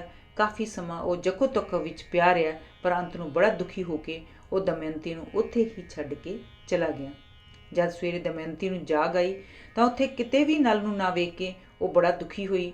ਉਹਨੇ ਵਿਆਕੁਲ ਹੋ ਕੇ ਉਹਦੀ ਭਾਲ ਵਿੱਚ ਪਹਾੜੀਆਂ, ਟੀਲੇ, ਜੰਗਲ ਸਭ ਫੋਲ ਮਾਰੇ। ਉਹਨੇ ਰਾਹ ਵਿੱਚ ਜ਼ਹਿਰੀਲੇ ਸੱਪ, ਅਜ਼ਦਹਾ ਤੇ ਹੋਰ ਡਰਾਉਣੇ ਜਾਨਵਰ ਵੇਖੇ, ਪਰ ਉਹਨੂੰ ਕਿਸੇ ਦੀ ਦੁੱਖ ਤਕਲੀਫ ਦਾ ਡਰ ਨਹੀਂ ਸੀ। ਉਹਦੇ ਮਨ ਵਿੱਚ ਕੇਵਲ ਨਲ ਨੂੰ ਮਿਲਣ ਦੀ ਖਾਸ਼ ਸੀ। ਅੰਤ ਨੂੰ ਇੱਕ ਨਦੀ ਦੇ ਕੰਢੇ ਤੇ ਉਹਨੇ ਊਂਠਾਂ ਤੇ ਹਾਥੀਆਂ ਨਾਲ ਇੱਕ ਕਾਫਲਾ ਵੇਖਿਆ। ਕਾਫਲੇ ਵਾਲੇ ਭੁੱਖ ਪਿਆਸ ਦੀ ਮਾਰੀ ਤੇ ਅੱਧੀ ਪਾਟੀ ਧੋਤੀ ਨਾਲ ਅੱਧ ਪਚੱਦੀ ਟੱਕੀ ਘੱਟੇ ਮਿੱਟੀ ਨਾਲ ਭਰੀ ਇੱਕ ਸੁੰਦਰ ਇਸਤਰੀ ਨੂੰ ਵੇਖ ਕੇ ਹੈਰਾਨ ਹੋਏ। ਕਈ ਵੇ ਉਹਨੂੰ ਵੇਖ ਕੇ ਡਰ ਗਏ, ਕਈ ਉਹਦਾ ਮਖੌਲ ਉਡਾਉਣ ਲੱਗ ਪਏ, ਪਰ ਕਈਆਂ ਨੇ ਉਹਦੇ ਤੇ ਤਰਸ ਖਾ ਕੇ ਉਹਨੂੰ ਆਪਣੇ ਨਾਲ ਜਾਣ ਦੀ ਆਗਿਆ ਦੇ ਦਿੱਤੀ। ਰਾਤ ਵੇਲੇ ਉਹਨਾਂ ਨੇ ਇੱਕ ਝੀਲ ਦੇ ਕੰਢੇ ਤੇ ਉਤਾਰਾ ਕੀਤਾ। ਅੱਧੀ ਰਾਤ ਨੂੰ ਜੰਗਲੀ ਹਾਥੀਆਂ ਦਾ ਇੱਕ ਕਿੱਜੜ ਨਦੀ ਤੇ ਪਾਣੀ ਪੀਣ ਆਇਆ। ਉੱਥੇ ਪਾਲਤੂ ਹਾਥੀਆਂ ਨੂੰ ਵੇਖ ਕੇ ਜੰਗਲੀ ਹਾਥੀਆਂ ਨੇ ਕਾਫਲੇ ਤੇ ਹਮਲਾ ਕਰ ਦਿੱਤਾ। ਕਈ ਉਹਨਾਂ ਦੇ ਪੈਰਾਂ ਥੱਲੇ ਲਿਤਾੜੇ ਗਏ, ਕਈ ਡਰਦੇ ਮਾਰੇ ਆਪਣੀ ਜਾਨ ਬਚਾਉਣ ਲਈ ਇੱਧਰ ਉੱਧਰ ਨੱਸ ਗਏ। ਦਮਯੰਤੀ ਇਹਨਾਂ ਨਾਲ ਹੀ ਬਚ ਬਚਾ ਕੇ ਇੱਕ ਪਾਸੇ ਨਿਕਲ ਗਈ। ਕਾਫਲੇ ਵਾਲੇ ਗੱਲਾਂ ਕਰ ਰਹੇ ਸਨ, ਇਹ ਅਚਾਨਕ ਮੁਸੀਬਤ ਇਸ ਨਵੀਂ ਆਈ ਇਸਤਰੀ ਕਰਕੇ ਹੈ। ਇਹ ਜ਼ਰੂਰ ਕੋਈ ਜਾਦੂਗਰਨੀ ਹੈ ਜਿਸ ਨੂੰ ਸ਼ੈਤਾਨ ਨੇ ਸਾਨੂੰ ਤਬਾਹ ਕਰਨ ਲਈ ਭੇਜਿਆ ਹੈ। ਜੇ ਇਹ ਸਾਨੂੰ ਕਿਤੋਂ ਲੱਭ ਪਵੇ ਤਾਂ ਅਸੀਂ ਉਸ ਨੂੰ ਪੱਥਰ ਮਾਰ ਮਾਰ ਕੇ ਜਾਨੋਂ ਮਾਰ ਸੁੱਟੀਏ। ਡਰਦੀ ਮਰੀ ਉਹ ਵਿਚਾਰੀ ਇਕੱਲੀ ਜੰਗਲ ਵੱਲ ਚਲੀ ਗਈ। ਰਾਹ ਵਿੱਚ ਉਹਨੂੰ ਕੁਝ ਬ੍ਰਾਹਮਣ ਮਿਲੇ ਜੋ ਹਾਥੀਆਂ ਤੇ ਹਮਲਾ ਤੋਂ ਬਚ ਕੇ ਇੱਕ ਹੋਰ ਬੰਨੇ ਨਿਕਲ ਗਏ ਸਨ। ਉਹਨਾਂ ਨੇ ਦਮਯੰਤੀ ਤੇ ਤਰਸ ਖਾਧਾ ਤੇ ਦਮਯੰਤੀ ਨੂੰ ਆਪਣੇ ਨਾਲ ਅਗਲੇ ਸ਼ਹਿਰ ਤੱਕ ਲਿਜਾਣ ਲਈ ਰਾਜ਼ੀ ਹੋ ਗਏ। ਸ਼ਹਿਰ ਵਿੱਚ ਬੱਚੇ ਉਹਦੇ ਖਿਲਰੇ ਵਾਲ ਤੇ ਮੈਲੇ ਕੁਚਲੇ ਕੱਪੜੇ ਵੇਖ ਕੇ ਉਹਦੇ ਗਿਰਦ ਝੁਰਮਟ ਪਾ ਕੇ ਠੱਠਾ ਮਖੌਲ ਕਰਨ ਲੱਗ ਪਏ। ਪਰ ਜਦੋਂ ਉਹ ਸ਼ਾਹੀ ਮਹਲ ਪਾਸੋਂ ਦੀ ਲੰਘੀ ਤਾਂ ਰਾਣੀ ਦੀ ਦਮਯੰਤੀ ਤੇ ਨਜ਼ਰ ਪੈ ਗਈ। ਉਹਨੇ ਆਪਣੇ ਨੌਕਰਾਂ ਨੂੰ ਹੁਕਮ ਦਿੱਤਾ ਕਿ ਉਹ ਦਮਯੰਤੀ ਨੂੰ ਅੰਦਰ ਲੈ ਆਉਣ, ਕਿਉਂਕਿ ਉਹ ਉਹਦੀ ਨੁਹਾਰ ਤੱਕ ਕੇ ਤਾੜ ਗਈ ਸੀ ਕਿ ਇਹ ਕੋਈ ਸਧਾਰਨ ਇਸਤਰੀ ਨਹੀਂ। ਸੋ ਦਮਯੰਤੀ ਰਾਣੀ ਪਾਸ ਕੁਝ ਸਮਾਂ ਠਹਿਰੀ ਤੇ ਫਿਰ ਆਪਣੇ ਪਿਤਾ ਰਾਜਾ ਭੀਮ ਪਾਸ ਚਲੀ ਗਈ। ਉੱਥੇ ਉਹਦੇ ਬੱਚੇ ਵੀ ਰਾਜੀ ਖੁਸ਼ੀ ਰਹਿ ਰਹੇ ਸਨ। ਉਧਰ ਨਾਲ ਜੰਗਲ ਵਿੱਚ ਘੁੰਮਦਾ ਘੁੰਮਾਉਂਦਾ ਇੱਕ ਥਾਂ ਪਹੁੰਚਿਆ ਜਿੱਥੇ ਅੱਗ ਬਲ ਰਹੀ ਸੀ। ਉਸ ਅੱਗ ਵਿੱਚੋਂ ਆਵਾਜ਼ ਆਈ, ਨਲ ਇਸ ਪਾਸੇ ਆ। ਨਲ ਬਿਲਕੁਲ ਨਾ ਡਰਿਆ, ਕਿਉਂਕਿ ਅਗਨੀ ਦੇਵਤੇ ਨੇ ਉਹਨੂੰ ਅੱਗ ਤੇ ਕਾਬੂ ਪਾਉਣ ਦੀ ਸ਼ਕਤੀ ਦਿੱਤੀ ਹੋਈ ਸੀ। ਉਹ ਨਿਤੜਕ ਹੋ ਕੇ ਅੱਗ ਵਿੱਚ ਕੁੱਦ ਪਿਆ। ਉਸ ਵਿੱਚ ਸੱਪਾਂ ਦਾ ਰਾਜਾ ਵੱਲ ਪਈ ਬੈਠਾ ਸੀ। ਸੱਪਾਂ ਦੇ ਰਾਜੇ ਨੇ ਕਿਹਾ, ਮੈਂ ਇੱਕ ਰਿਸ਼ੀ ਨੂੰ ਧੋਖਾ ਦਿੱਤਾ ਸੀ। ਉਹਨੇ ਮੈਨੂੰ ਸ਼ਰਾਪ ਦਿੱਤਾ ਸੀ ਕਿ ਮੈਂ ਇਸ ਅੱਗ ਵਿੱਚ ਉਦੋਂ ਤੱਕ ਕੈਦ ਰਹਾਂਗਾ ਜਦ ਤੱਕ ਨਲ ਮੈਨੂੰ ਆ ਕੇ ਨਹੀਂ ਛੁਡਾਉਂਦਾ। ਨਲ ਹੁਣ ਤੂੰ ਮੈਨੂੰ ਇਸ ਕੈਦ ਵਿੱਚੋਂ ਬਾਹਰ ਕੱਢ, ਮੈਂ ਤੇਰੇ ਤੇ ਭੀੜ ਬਣਨ ਸਮੇਂ ਤੇਰੀ ਮਦਦ ਕਰਾਂਗਾ। ਇਹ ਗੱਲ ਖਤਮ ਹੋਈ ਸੀ ਕਿ ਸੱਪ ਦਾ ਆਕਾਰ ਕੱਦ ਸੁੰਗੜ ਕੇ ਅੰਗੂਠੇ ਜਿੱਡਾ ਹੋ ਗਿਆ। ਨਲ ਉਹਨੂੰ ਚੁੱਕ ਕੇ ਅੱਗ ਵਿੱਚੋਂ ਬਾਹਰ ਲੈ ਗਿਆ। ਸੱਪ ਨੇ ਕਿਹਾ, ਤੂੰ ਆਪਣੇ ਕਦਮ ਗਿਣੀ ਜਾ। ਜਦ ਨਲ ਨੇ 10 ਤੱਕ ਗਿਣਿਆ ਤਾਂ ਸੱਪ ਨੇ ਉਹਨੂੰ ਡੰਗ ਮਾਰਿਆ, ਜਿਸ ਨਾਲ ਨਲ ਨੇ ਇੱਕ ਬੌਣੇ ਦਾ ਰੂਪ ਧਾਰਨ ਕਰ ਲਿਆ। ਤੇ ਸੱਪ ਨੇ ਕਿਹਾ, ਤੇਰੇ ਅੰਦਰ ਵੜੀ ਕਾਲੀ ਦੀ ਰੂਹ ਨੂੰ ਮੈਂ ਜ਼ਹਿਰ ਚੰਗੀ ਤਰ੍ਹਾਂ ਤੜਫਾਏਗੀ। ਹੁਣ ਤੂੰ ਸਿੱਧਾ ਰਾਜਾ ਰਿਤੂਪੁਰਨ ਕੋਲ ਚਲਾ ਜਾ। ਉਹ ਚੌਪੜ ਖੇਡਣ ਵਿੱਚ ਬੜਾ ਮਾਹਰ ਹੈ। ਤੂੰ ਉਸ ਪਾਸ ਜਾ ਕੇ ਰਥਵਾਨ ਦੀ ਨੌਕਰੀ ਕਰ ਲੈ। ਇਹ ਲੈ ਜਾਦੂ ਦਾ ਚੋਗਾ। ਜਦ ਤੂੰ ਆਪਣੇ ਅਸਲੀ ਰੂਪ ਵਿੱਚ ਆਉਣਾ ਹੋਵੇ ਤਾਂ ਇਹ ਚੋਗਾ ਪਾ ਲਿਆ ਕਰੀ। ਤੂੰ ਕਿਸੇ ਕਿਸਮ ਦੀ ਚਿੰਤਾ ਨਾ ਕਰੀ, ਰੱਬ ਭਲਾ ਕਰੇਗਾ। ਨਾਲ ਉੱਥੋਂ ਸੱਪ ਦੇ ਕਹੇ ਅਨੁਸਾਰ ਸਿੱਧਾ ਰਾਜਾ ਰਿਤੂਪੁਰਨ ਦੇ ਦਰਬਾਰ ਵਿੱਚ ਪਹੁੰਚਿਆ ਤੇ ਉਹਨੂੰ ਕਹਿਣ ਲੱਗਿਆ, ਘੋੜਿਆਂ ਨੂੰ ਕਾਬੂ ਕਰਨ ਵਿੱਚ ਉਹਦਾ ਦੁਨੀਆ ਵਿੱਚ ਕੋਈ ਮੁਕਾਬਲਾ ਨਹੀਂ ਕਰ ਸਕਦਾ। ਰਾਜੇ ਨੇ ਉਹਨੂੰ ਉਸੇ ਵੇਲੇ ਆਪਣਾ ਰਥਵਾਨ ਬਣਾ ਲਿਆ। ਹਰ ਰੋਜ਼ ਤਰਕਾਲਾਂ ਸਮੇਂ ਜਦੋਂ ਉਹਦਾ ਕੰਮ ਖਤਮ ਹੋ ਜਾਂਦਾ, ਉਹ ਆਪਣੀ ਪਤਨੀ ਦੀ ਯਾਦ ਵਿੱਚ ਇੱਕ ਉਦਾਸੀ ਭਰਿਆ ਗੀਤ ਗਾਉਂਦਾ। ਉਧਰ ਇੱਕ ਬ੍ਰਾਹਮਣ ਜਿਸ ਨੂੰ ਰਾਜਾ ਭੀਮ ਨੇ ਨਲ ਨੂੰ ਲੱਭਣ ਲਈ ਭੇਜਿਆ ਸੀ, ਫਿਰਦਾ ਫਰਾਂਦਾ ਰਾਜਾ ਰਿਤੂਪੁਰਨ ਦੇ ਦਰਬਾਰ ਵਿੱਚ ਪਹੁੰਚਿਆ। ਰਿਤੂਪੁਰਨ ਤਾਂ ਉਹਨੂੰ ਨਲ ਦੀ ਸੂਹ ਨਾਲ ਦੇ ਸਕਿਆ, ਪਰ ਬੋਣਾ ਰਥਵਾਨ ਉਦਾਸ ਚਿੱਤ ਹੋ ਕੇ ਉਹਨੂੰ ਦੱਸਣ ਲੱਗਾ, ਨੇਕ ਇਸਤਰੀ ਮੁਸੀਬਤ ਵਿੱਚ ਵੀ ਮਨ ਨਹੀਂ ਹਾਰਦੀ। ਤੂੰ ਆਪਣੇ ਮਾਲਕ ਤੇ ਵੀ ਜਿਹੜਾ ਰਾਜਪਾਟ ਖੋ ਬੈਠਾ ਹੋਵੇ ਉਹਨੂੰ ਵੀ ਛੱਡ ਜਾਏ, ਰਤਾ ਗੁੱਸੇ ਵਿੱਚ ਨਹੀਂ ਆਉਂਦੀ। ਬ੍ਰਾਹਮਣ ਨੂੰ ਇਹ ਸ਼ਬਦ ਬੋਣੇ ਦੇ ਮੂੰਹੋਂ ਕੁਝ ਅਜੀਬ ਜਿਹੇ ਲੱਗੇ ਤੇ ਉਹਨੇ ਇਸ ਬਾਰੇ ਦਮਯੰਤੀ ਨਾਲ ਗੱਲ ਕੀਤੀ। ਉਹ ਫੌਰਨ ਤਾੜ ਗਈ ਕਿ ਸ਼ਬਦ ਕਹਿਣ ਵਾਲਾ ਜ਼ਰੂਰ ਉਹਦਾ ਪਤੀ ਨਲ ਹੀ ਹੈ। ਉਹਨੇ ਰਿਤੂਪਰਨ ਵੱਲ ਬ੍ਰਾਹਮਣ ਲਈ ਸੁਨੇਹਾ ਭੇਜਿਆ ਕਿ ਨਲ ਸ਼ਾਇਦ ਕਿਤੇ ਮਰ ਖੱਪ ਗਿਆ ਹੈ, ਇਸ ਲਈ ਉਹ ਅਗਲੇ ਦਿਨ ਆਪਣਾ ਸਵੰਬਰ ਮੁੜ ਰਚਣਾ ਚਾਹੁੰਦੀ ਹੈ। ਇਹ ਖਬਰ ਸੁਣ ਕੇ ਰਿਤੂਪੁਰ ਨੇ ਆਪਣੇ ਰਥਵਾਨ ਨੂੰ ਸੱਦਿਆ ਤੇ ਰਾਜਾ ਭੀਮ ਦੀ ਰਾਜਧਾਨੀ ਵਿੱਚ ਅਗਲੇ ਦਿਨ ਦੀ ਸਵੇਰ ਤੋਂ ਪਹਿਲਾਂ ਪਹੁੰਚਣ ਲਈ ਹੁਕਮ ਦਿੱਤਾ। ਕਿਉਂਕਿ ਦਮਯੰਤੀ ਦਾ ਸਵੰਬਰ ਸਵੇਰੇ ਸਵੇਰੇ ਰਚਿਆ ਜਾ ਰਿਹਾ ਸੀ। ਜਦ ਨਲ ਨੇ ਇਹ ਖਬਰ ਸੁਣੀ ਤਾਂ ਉਹਨੇ ਇੰਜ ਮਹਿਸੂਸ ਕੀਤਾ ਜਿਵੇਂ ਦੁੱਖ ਨਾਲ ਉਹਦਾ ਦਿਲ ਟੁੱਟ ਜਾਏਗਾ। ਉਹਨੇ ਰਥ ਨੂੰ ਜੋੜਿਆ ਤੇ ਇਤਨਾ ਤੇਜ਼ ਚਲਾਇਆ ਕਿ ਰਿਤੂਪੁਰਨ ਹੈਰਾਨ ਰਹਿ ਗਿਆ। ਜਦੋਂ ਇੱਕ ਉੱਚੇ ਸਾਰੇ ਰੁੱਖ ਕੋਲੋਂ ਲੰਘੇ ਤਾਂ ਰਾਜੇ ਨੇ ਰਥਵਾਨ ਨੂੰ ਕਿਹਾ, ਵੇਖ ਕਿਸ ਚੀਜ਼ ਵਿੱਚ ਨਿਪੁੰਨ ਹਾਂ। ਰੁੱਖ ਦੀਆਂ 2 ਟਾਹਣੀਆਂ ਤੇ 5 ਕਰੋੜ ਪੱਤੇ ਤੇ 2095 ਫਲ ਲੱਗੇ ਹੋਏ ਨੇ। ਨਲ ਨੇ ਕਿਹਾ, ਮੈਂ ਵਿਗਨ ਕੇ ਵੇਖਦਾ ਹਾਂ। ਰਾਜਾ ਚਾਹੁੰਦਾ ਸੀ कि चिर ना हो जाए, इसलिए राजे ने इस गल ते इतराज़ किया। पर रथवान ने टाणी तोड़ ली ते फल गिन ही ले। वो सचमुच 2095 सन। नल ने हैरान होकर कहा, महाराज ये तो कमाल किया जे। राजे ने कहा, गिनती का कोई ऐसा सवाल नहीं जो मैं हल ना कर सकां, ते होर मैं चौपड़ ते भी सब भेद जानदा हाँ। नल ने पूछा, किरपा करके वो मैनू भी दसो, जे तुसीं मैनू ये भेद दस दिओ तां मैं भी तुहानूं दस देवांगा कि मैं घोड़िਆਂ ਨੂੰ किवें काबू करदा हाँ। राजे ने उस वेले नल ਨੂੰ चौपड़ ਦੇ सब भेद दस ਦਿੱਤੇ। चौपड़ ਦੇ भेद ਪਾਉਂਦਿਆਂ ਹੀ नल ਵਿੱਚੋਂ ਕਾਲੀ ਦੀ रूह निकल के फल ਦੇ ਰੁੱਖ ਵਿੱਚ ਚਲੀ ਗਈ। पर ਹਾਲੇ ਵੀ ਉਹਨੇ ਆਪਣੇ ਆਪ ਨੂੰ ਬੌਣੇ ਦੇ ਰੂਪ ਵਿੱਚ ਹੀ ਰਹਿਣ ਦਿੱਤਾ ਤੇ ਰੱਥ ਨੂੰ ਦੌੜਾ ਕੇ ਉਹ ਰਾਜਾ ਭੀਮ ਦੀ ਰਾਜਧਾਨੀ ਵਿੱਚ ਪਹੁੰਚ ਗਿਆ। ਭੀਮ ਰਾਜਾ ਰਿਤੂਪਰਨ ਨੂੰ ਆਪਣੀ ਰਾਜਧਾਨੀ ਵਿੱਚ ਵੇਖ ਕੇ ਬੜਾ ਹੈਰਾਨ ਹੋਇਆ। ਉਧਰ ਇਹ ਵੇਖ ਕੇ ਰਿਤੂਪਰਨ ਵੀ ਹੈਰਾਨ ਹੋਇਆ ਕਿ ਉੱਥੇ ਸਵੰਬਰ ਦੀ ਤਿਆਰੀ ਦਾ ਕੋਈ ਨਾਂ ਨਿਸ਼ਾਨ ਵੀ ਨਹੀਂ ਸੀ। ਪਰ ਦੋਹਾਂ ਨੇ ਆਪਣੀ ਹੈਰਾਨੀ ਇੱਕ ਦੂਜੇ ਤੇ ਜ਼ਾਹਿਰ ਨਾ ਹੋਣ ਦਿੱਤੀ। ਭੀਮ ਨੇ ਰਿਤੂਪਰਨ ਦੀ ਮਹਿਮਾਨ ਵਾਂਗ ਸੇਵਾ ਕੀਤੀ। ਦਮਯੰਤੀ ਨੂੰ ਦੂਰੋਂ ਰੱਥ ਦੇ ਆਉਣ ਦੀ ਇੰਝ ਆਵਾਜ਼ ਆਈ ਜਿਵੇਂ ਕਿ ਬੱਦਲ ਗਰਜ ਰਿਹਾ ਹੁੰਦਾ ਹੈ। ਬਾਗ ਦੇ ਮੋਰਾਂ ਤੇ ਅਸਤਬਲ ਦੇ ਵਿੱਚ ਵੱਜੇ ਹਾਥੀਆਂ ਨੇ ਸਮਝਿਆ ਕਿ ਮੀਂਹ ਆਉਣ ਵਾਲਾ ਹੈ ਤੇ ਉਹ ਖੁਸ਼ੀ-ਖੁਸ਼ੀ ਰੌਲਾ ਪਾਉਣ ਲੱਗੇ। ਦਮਯੰਤੀ ਫੌਰਨ ਤਾੜ ਗਈ ਕਿ ਰੱਥ ਦਾ ਰਥਵਾਨ ਜ਼ਰੂਰ ਨਾਲ ਹੋਣਾ ਹੈ। ਉਹਨੇ ਰਥਵਾਨ ਨੂੰ ਸੱਦ ਭੇਜਿਆ। ਉਹਨੇ ਰਥਵਾਨ ਨੂੰ ਅੱਖਾਂ ਵਿੱਚੋਂ ਅੱਥਰੂ ਪੂੰਝਦਿਆਂ ਪੁੱਛਿਆ, ਤੂੰ ਕੋਈ ਐਸਾ ਉੱਤਮ ਪੁਰਸ਼ ਵੇਖਿਆ ਹੈ ਜਿਹਨੇ ਰੱਬ ਨੂੰ ਹਾਜ਼ਰ ਨਾਜ਼ਰ ਜਾਣ ਕੇ ਪ੍ਰਣ ਕੀਤਾ ਹੋਏ ਕਿ ਉਹ ਆਪਣੀ ਪਤਨੀ ਨਾਲ ਵਫਾਦਾਰੀ ਨਿਭਾਏਗਾ ਤੇ ਫਿਰ ਉਹਨੂੰ ਮੁਸੀਬਤ ਵਿੱਚ ਛੱਡ ਕੇ ਦੌੜ ਗਿਆ ਹੋਵੇ। ਨਲ ਨੇ ਆਪਣੀ ਪਤਨੀ ਵੱਲ, ਜਿਸ ਨੂੰ ਉਹ ਸਭ ਤੋਂ ਦੁਨੀਆ ਤੋਂ ਜ਼ਿਆਦਾ ਪਿਆਰ ਕਰਦਾ ਸੀ, ਵੇਖਦਿਆਂ ਕਿਹਾ, ਉਹਦੀ ਆਤਮਾ ਵਿੱਚ ਸ਼ੈਤਾਨ ਦਾ ਵਾਸ ਸੀ। ਉਹ ਹੁਣ ਨਿਕਲ ਚੁੱਕਾ ਹੈ। ਪਰ ਕੀ ਤੂੰ ਕੋਈ ਉੱਤਮ ਇਸਤਰੀ ਵੇਖੀਏ ਜੋ ਆਪਣੇ ਪਤੀ ਨੂੰ ਭੁੱਲ ਜਾਏ ਤੇ ਕਿਸੇ ਹੋਰ ਨਾਲ ਵਿਆਹ ਕਰਵਾ ਲੇ, ਜਿਵੇਂ ਕਿ ਹੁਣ ਤੂੰ ਕਰਵਾਉਣਾ ਚਾਹੁੰਦੀ ਹੈ? ਦਮਯੰਤੀ ਨੇ ਉੱਤਰ ਦਿੱਤਾ, ਇਹ ਤਾਂ ਇੱਕ ਚਾਲ ਸੀ। ਮੈਨੂੰ ਪਤਾ ਸੀ ਕਿ ਕੇਵਲ ਇੱਕ ਹੀ ਮਨੁੱਖ ਇੱਕ ਦਿਨ ਵਿੱਚ ਇਤਨਾ ਫਾਸਲਾ ਤੈਅ ਕਰ ਸਕਦਾ ਹੈ ਜਿੰਨਾ ਤੁਸੀਂ ਕੀਤਾ ਹੈ। ਮੈਂ ਆਪਣੇ ਪਤੀ ਪਿਆਰ ਵਿੱਚ ਸਦਾ ਵਫਾਦਾਰ ਰਹੀ ਹਾਂ। ਮੈਂ ਵਾਯੂ, ਚੰਦਰਮਾ ਤੇ ਸੂਰਜ ਨੂੰ ਵੰਗਾਰ ਕੇ ਕਹਿੰਦੀ ਹਾਂ ਕਿ ਜੇ ਮੈਂ ਆਪਣੇ ਪਤੀ ਵੱਲੋਂ ਕਦੀ ਖਿਆਲ ਵਿੱਚ ਵੀ ਬੁਰਾ ਚਿਤਾਰਿਆ ਹੋਵੇ ਤਾਂ ਮੈਨੂੰ ਇਸੇ ਵੇਲੇ ਫਨਾ ਕਰ ਦੇਵੇ। ਉਸੇ ਵੇਲੇ ਆਕਾਸ਼ ਵਿੱਚੋਂ ਵਾਯੂ ਦੇਵਤੇ ਦੀ ਆਵਾਜ਼ ਆਈ, ਰਾਜਾ ਨਲ, ਤੇਰੀ ਪਤਨੀ ਦਮਯੰਤੀ ਬਿਲਕੁਲ ਸੱਚ ਕਹਿ ਰਹੀ ਹੈ। ਨਲ ਨੇ ਸੱਪਾਂ ਦੇ ਰਾਜੇ ਦਾ ਧਿਆਨ ਧਰਿਆ ਤੇ ਆਪਣਾ ਜਾਦੂ ਦਾ ਚੋਗਾ ਪਹਿਨ ਲਿਆ। ਕਰੂਪ ਤੇ ਡਰਾਉਣੇ ਬਾਉਣੇ ਦੀ ਥਾਂ ਉਹਨੇ ਰਾਜਾ ਨਲ ਆਪਣੇ ਪੂਰੇ ਜਲਾਲ ਵਿੱਚ ਖੜਾ ਦਿਸਿਆ। ਆਪਣੇ ਚਿਰਾਂ ਤੋਂ ਵਿਛੜੇ ਪਤੀ ਨੂੰ ਮੁੜ ਮਿਲ ਕੇ ਦਮਯੰਤੀ ਦਾ ਚਿੱਤ ਖਿੜ ਗਿਆ। ਰਿਤੂਪਰਨ ਵੀ ਇਹ ਜਾਣ ਕੇ ਬੜਾ ਖੁਸ਼ ਹੋਇਆ ਕਿ ਰਥਵਾਨ ਅਸਲ ਵਿੱਚ ਰਾਜਾ ਨਲ ਹੈ। ਉਹਨੇ ਨਲ ਨੂੰ ਚੌਪੜ ਦੇ ਕਈ ਹੋਰ ਭੇਦ ਦੱਸੇ ਤੇ ਨਲ ਨੇ ਉਹਨਾਂ ਚੰਗੇ ਘੋੜਿਆਂ ਨੂੰ ਪਛਾਣਨ ਤੇ ਕਾਬੂ ਕਰਨ ਦੇ ਵੱਲ ਦੱਸੇ। ਇਸ ਪਿੱਛੋਂ ਨਲ ਇੱਕ ਸਫੇਦ ਰੰਗ ਦੇ ਰੱਥ ਤੇ ਚੜ੍ਹ ਕੇ ਆਪਣੇ ਰਾਜ ਵਿੱਚ ਗਿਆ। ਉੱਥੇ ਉਹਨੇ ਆਪਣਾ ਭਰਾ ਪੁਸ਼ਕਰ ਨੂੰ ਕਿਹਾ, ਆ ਇੱਕ ਵਾਰੀ ਫੇਰ ਚੌਪੜ ਖੇਡੀਏ। ਮੈਂ ਕਾਫੀ ਧਨ ਕਮਾ ਲਿਆ ਹੈ। ਇਸ ਵਾਰ ਨਾ ਕੇਵਲ ਮੈਂ ਆਪਣਾ ਸਾਰਾ ਧਨ ਬਲਕਿ ਦਮਯੰਤੀ ਨੂੰ ਵੀ ਬਾਜੀ ਤੇ ਲਾ ਦੇਣਾ ਹੈ ਤੇ ਤੂੰ ਆਪਣਾ ਸਾਰਾ ਰਾਜ ਲਾ ਦੇ। ਪੁਸ਼ਕਰ ਨੂੰ ਜਿੱਤ ਦਾ ਇਤਨਾ ਵਿਸ਼ਵਾਸ ਸੀ ਕਿ ਉਹ ਚੌਪੜ ਦੀ ਬਾਜੀ ਲਾਉਣ ਲਈ ਤਿਆਰ ਹੋ ਗਿਆ। ਪਰ ਨਲ ਨੇ ਰਿਤੂਪਰਨ ਤੋਂ ਚੌਪੜ ਦੀ ਖੇਡ ਦੇ ਸਾਰੇ ਭੇਦ ਪਾ ਲਏ ਸਨ। ਉਹ ਇੱਕੋ ਹੀ ਬਾਜੀ ਵਿੱਚ ਪੁਸ਼ਕਰ ਕੋਲੋਂ ਸਭ ਕੁਝ ਜਿੱਤ ਗਿਆ। ਨਲ ਤੇ ਦਮਯੰਤੀ ਖੁਸ਼ੀ-ਖੁਸ਼ੀ ਆਪਣੇ ਰਾਜ ਵਿੱਚ ਮੁੜ ਆਏ। ਨਲ ਨੇ ਪੁਸ਼ਕਰ ਨੂੰ ਮੁਆਫ ਕਰ ਦਿੱਤਾ ਤੇ ਉਹਨੂੰ ਘਰ, ਦੌਲਤ ਤੇ ਜ਼ਮੀਨਾਂ ਦੇ ਦਿੱਤੀਆਂ ਤਾਂ ਜੋ ਆਪਣਾ ਸੋਹਣਾ ਗੁਜ਼ਾਰਾ ਚਲਾ ਸਕੇ। ਪ੍ਰਜਾ ਆਪਣੇ ਪਿਆਰੇ ਰਾਜਾ ਤੇ ਰਾਣੀ ਦੇ ਵਾਪਸ ਆਉਣ ਤੇ ਕਈ ਦਿਨਾਂ ਤੱਕ ਖੁਸ਼ੀਆਂ ਮਨਾਉਂਦੀ ਰਹੀ। ਸਵਿਤਰੀ ਤੇ ਸਤਿਆਵਾਨ। ਪੁਰਾਣੇ ਸਮੇਂ ਮਾਧਵ ਕੁਲ ਦੇ ਲੋਕਾਂ ਤੇ ਰਾਜਾ ਅਸਵਪਤੀ ਰਾਜ ਕਰਦਾ ਸੀ। ਉਹਦੀ ਪ੍ਰਜਾ ਉਹਦਾ ਬੜਾ ਸਤਿਕਾਰ ਕਰਦੀ ਸੀ ਤੇ ਦੂਰ-ਦੂਰ ਦੇਸ਼ਾਂ ਤੱਕ ਲੋਕ ਉਹਦਾ ਜਸ ਗਾਉਂਦੇ ਸਨ। ਪਰ ਇੱਕ ਗੱਲੋਂ ਉਹ ਦੁਖੀ ਸੀ ਕਿ ਉਹਦੇ ਘਰ ਕੋਈ ਔਲਾਦ ਨਹੀਂ ਸੀ। ਉਹਨੇ ਰਾਜਪਾਟ ਤਿਆਗ ਕੇ 18 ਸਾਲ ਬ੍ਰਹਮਾ ਦੀ ਰਾਣੀ ਸਵਿਤਰੀ ਦੀ ਘੋਰ ਤਪੱਸਿਆ ਕੀਤੀ। ਅੰਤ ਨੂੰ ਇੱਕ ਦਿਨ ਦੇਵੀ ਸਾਖਸਾਤ ਉਹਦੇ ਸਾਹਮਣੇ ਆ ਕੇ ਕਹਿਣ ਲੱਗੀ, ਰਾਜਾ ਅਸਵਪਤੀ, ਮੈਂ ਤੇਰੀ ਤਪੱਸਿਆ ਕਬੂਲ ਕਰਦੀ ਹਾਂ, ਮੰਗ ਜੋ ਕੁਝ ਮੰਗਣਾ ਹੈ। ਅਸਵਪਤੀ ਨੇ ਕਿਹਾ, ਦੇਵੀ, ਮੈਂ ਸਾਰੀ ਉਮਰ ਔਲਾਦ ਨੂੰ ਤਰਸਦਾ ਰਿਹਾ ਹਾਂ, ਇਸ ਕਰਕੇ ਮੈਂ ਇਤਨੀ ਤਪੱਸਿਆ ਕੀਤੀ ਹੈ। ਜੇ ਤੂੰ ਮੇਰੇ ਤੇ ਖੁਸ਼ ਹੋਈ ਹੈ ਤਾਂ ਮੈਨੂੰ ਔਲਾਦ ਦਾ ਵਰ ਦੇ। ਦੇਵੀ ਨੇ ਉੱਤਰ ਦਿੱਤਾ, ਤੇਰੇ ਘਰ ਇੱਕ ਸੁੰਦਰ ਲੜਕੀ ਹੋਏਗੀ ਜਿਸ ਦੀ ਸੁੰਦਰਤਾ ਦਾ ਮੁਕਾਬਲਾ ਸਾਰੀ ਦੁਨੀਆ ਵਿੱਚ ਕੋਈ ਨਹੀਂ ਕਰ ਸਕੇਗਾ। ਇਹ ਕਹਿ ਕੇ ਦੇਵੀ ਅਲੋਪ ਹੋ ਗਈ। 1 ਸਾਲ ਪਿੱਛੋਂ ਰਾਜੇ ਦੀ ਸਭ ਤੋਂ ਵੱਡੀ ਰਾਣੀ ਮਾਲਵੀ ਦੇ ਘਰ ਇੱਕ ਲੜਕੀ ਨੇ ਜਨਮ ਲਿਆ। ਕਿਉਂਕਿ ਇਹ ਲੜਕੀ ਦੇਵੀ ਸਵਿਤਰੀ ਦੇ ਵਰ ਨਾਲ ਪੈਦਾ ਹੋਈ ਸੀ, ਇਸ ਲਈ ਰਾਣੀ ਨੇ ਇਹਦਾ ਨਾਮ ਵੀ ਸਵਿਤਰੀ ਹੀ ਰੱਖ ਦਿੱਤਾ। ਜਦ ਸਵਿਤਰੀ ਵੱਡੀ ਹੋਈ ਤਾਂ ਕੱਦ-ਕਾਠ, ਸੂਝ-ਬੂਝ ਤੇ ਸੁੰਦਰਤਾ ਵਿੱਚ ਦੇਸ਼ ਦੀ ਕੋਈ ਵੀ ਸੁੰਦਰੀ ਉਹਦਾ ਟਾਕਰਾ ਨਹੀਂ ਸੀ ਕਰ ਸਕਦੀ। ਉਹਦੀ ਸੁੰਦਰਤਾ ਦਾ ਭਾਰਤ ਦੇ ਰਾਜਕੁਮਾਰਾਂ ਤੇ ਇਤਨਾ ਪ੍ਰਭਾਵ ਪਿਆ ਕਿ ਕੋਈ ਵੀ ਆਪਣੇ ਆਪ ਨੂੰ ਉਸਦੇ ਯੋਗ ਨਾ ਸਮਝਦਾ ਤੇ ਉਹਦੇ ਨਾਲ ਵਿਆਹ ਕਰਾਉਣ ਲਈ ਅਗਾਂਹ ਨਾ ਆਉਂਦਾ।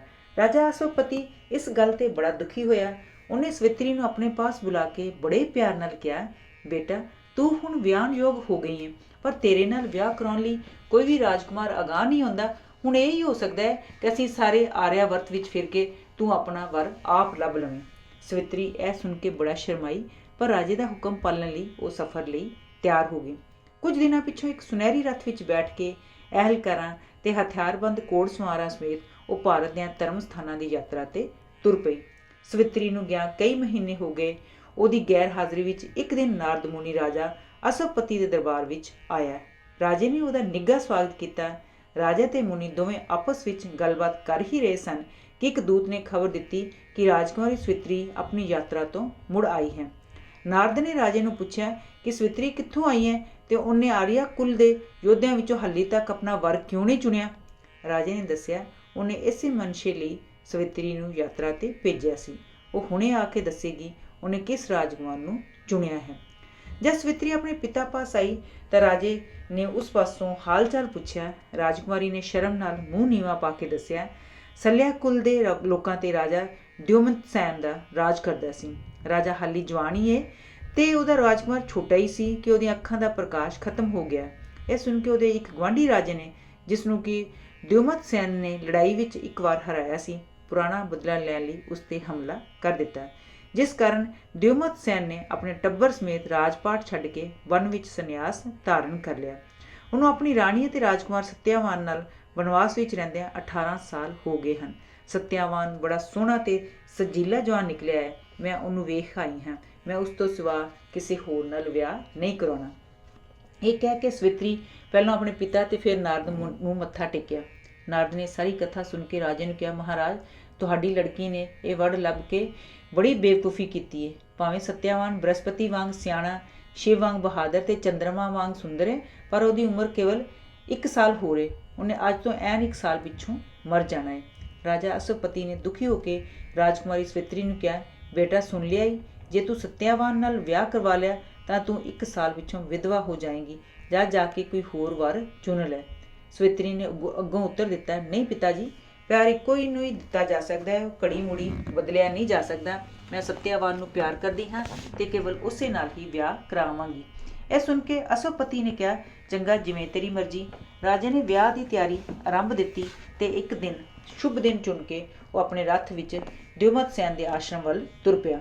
ਜਦੋਂ ਆਸ਼ਰਮ ਲਾਗੇ ਪਹੁੰਚਿਆ ਤਾਂ ਕੁਝ ਦੂਰ ਹੀ ਰੱਥ ਤੋਂ ਉਤਰ ਕੇ ਪੈਦਲ ਹੀ ਉਸ ਥਾਂ ਪਹੁੰਚਿਆ ਜਿੱਥੇ ਦਿਓਮਤ ਸੈਨ ਇੱਕ ਰੁੱਖ ਦੀ ਛਾਂ ਥੱਲੇ ਬੈਠਾ ਸੀ। ਰਾਜਾ ਅਸ਼ਵਪਤੀ ਨੇ ਦਿਓਮਤ ਸੈਨ ਨੂੰ ਚੁੱਕ ਕੇ ਪ੍ਰਮਾਣ ਕੀਤਾ ਤੇ ਆਪਣੇ ਆਉਣ ਦਾ ਮੰਤਵ ਦੱਸਿਆ।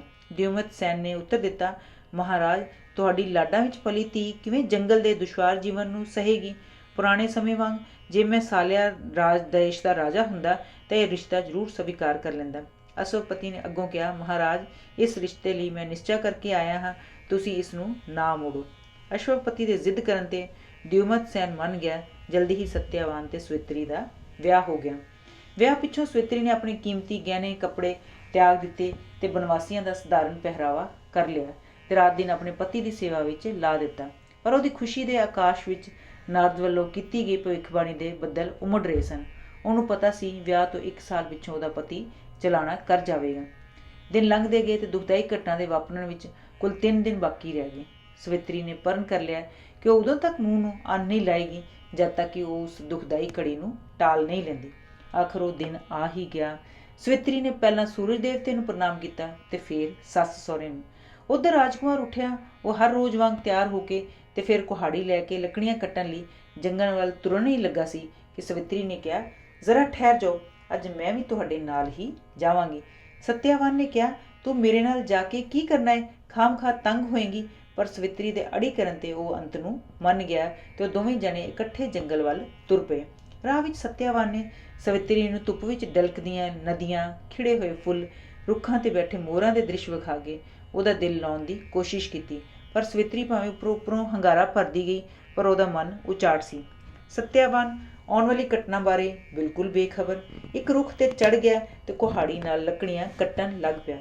ਅਚਾਨਕ ਉਹਦੇ ਪੇਟ ਵਿੱਚ ਸਖਤ ਦਰਦ ਸ਼ੁਰੂ ਹੋ ਗਈ। ਉਹ ਰੁੱਖ ਤੋਂ ਉਤਰ ਕੇ ਸਵਿਤਰੀ ਵੱਲ ਆਇਆ।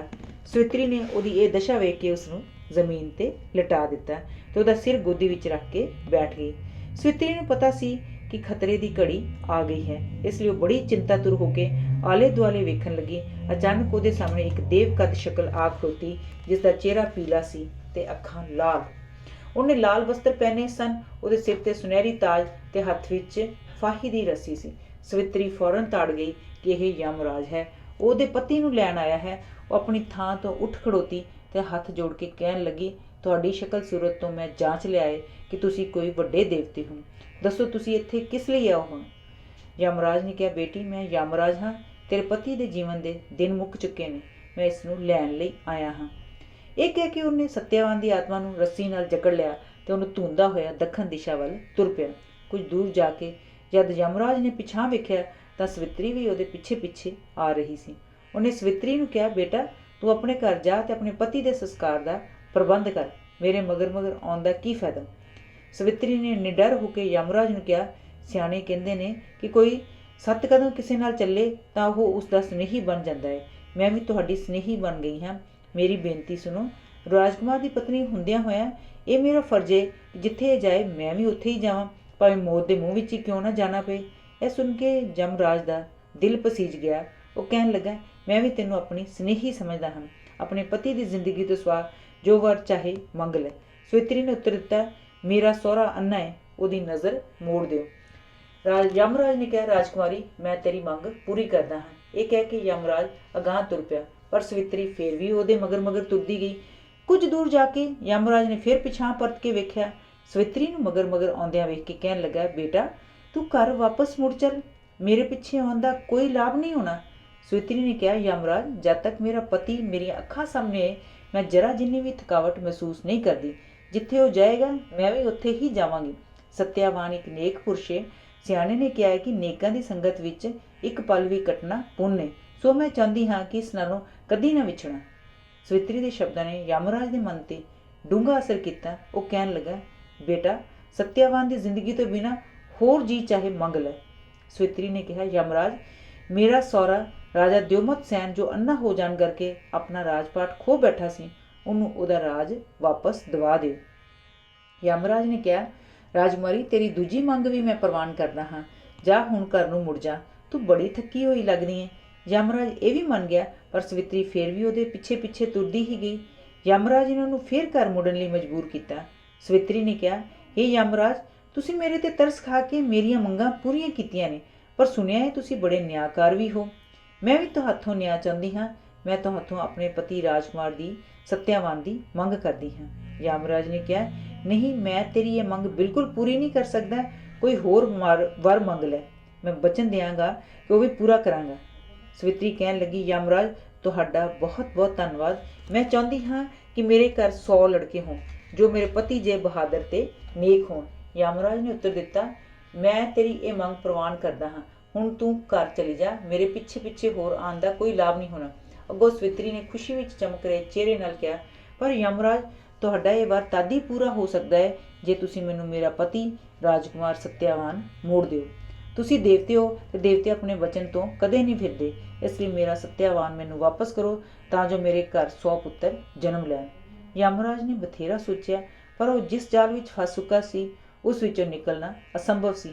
ਆਖਰ ਉਹਨੇ ਕਿਹਾ, ਮੈਂ ਤੇਰੀ ਸਿਆਣਪ, ਹੱਠ ਧਰਮੀ ਤੇ ਸੱਚਾਈ ਸਾਹਮਣੇ ਝੁਕਦਾ ਹਾਂ ਤੇ ਤੇਰੇ ਪਤੀ ਦੀ ਰੂਹ ਨੂੰ ਮੁੜ ਆਜ਼ਾਦ ਕਰਦਾ ਹਾਂ ਤਾਂ ਜੋ ਤੁਸੀਂ ਦੋਵੇਂ ਇਸ ਜੀਵਨ ਦੀ ਯਾਤਰਾ ਨੂੰ ਪੂਰਨ ਆਨੰਦ ਵਿੱਚ ਪੂਰੀ ਕਰੋ। ਇਹ ਕਹਿ ਕੇ ਯਮਰਾਜ ਨੇ ਸੱਤਿਆਵਾਨ ਦੀ ਰੂਹ ਨੂੰ ਛੱਡ ਦਿੱਤਾ ਤੇ ਉੱਥੋਂ ਅਲੋਪ ਹੋ ਗਿਆ।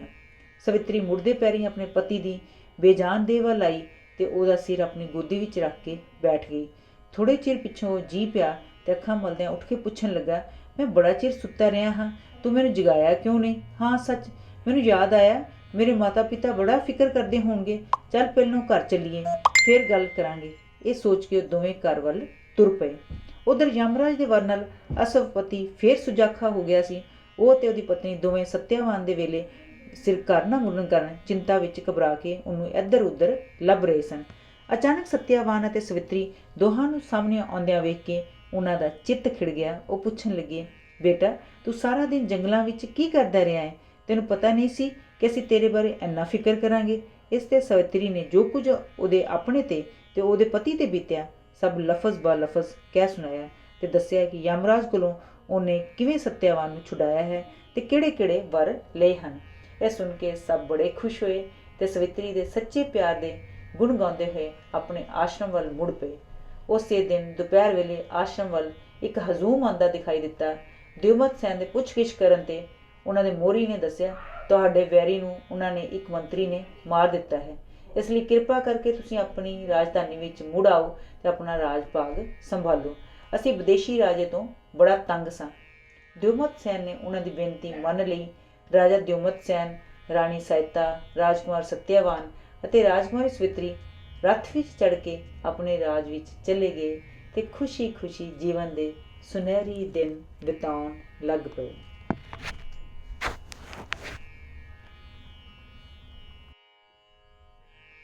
ਅੱਜ ਤੁਸੀਂ ਮੇਰੇ ਨਾਲ ਸਤਿਆਵਾਦੀ ਰਾਜਾ ਹਰਿਸ਼ਚੰਦਰ, ਨਲ ਅਤੇ ਦਮਯੰਤੀ, ਸਤਿਆਵਾਨ ਤੇ ਸਵਿਤਰੀ ਨੂੰ ਪੜ੍ਹਿਆ ਤੇ ਵਿਚਾਰਿਆ। ਇਹਨਾਂ ਸਾਰੀਆਂ ਕਹਾਣੀਆਂ ਨੂੰ ਬਹੁਤ ਹੀ ਖੂਬਸੂਰਤ ਤਰੀਕੇ ਨਾਲ ਪੇਸ਼ ਕੀਤਾ ਗਿਆ ਹੈ ਤੇ ਇਹਨਾਂ ਵਿਚਲੇ ਨੈਤਿਕ ਸੰਦੇਸ਼ ਨੂੰ ਅਸੀਂ ਰੋਜ਼ਮਰਾ ਦੀ ਜ਼ਿੰਦਗੀ ਵਿੱਚ ਅਪਣਾਉਣਾ ਹੈ ਤੇ ਸ਼ਾਨਦਾਰ ਤੇ ਵਧੀਆ ਜੀਵਨ ਜਿਉਣ ਦੀ ਪ੍ਰੇਰਨਾ ਲੈਣੀ ਹੈ। ਧੰਨਵਾਦ।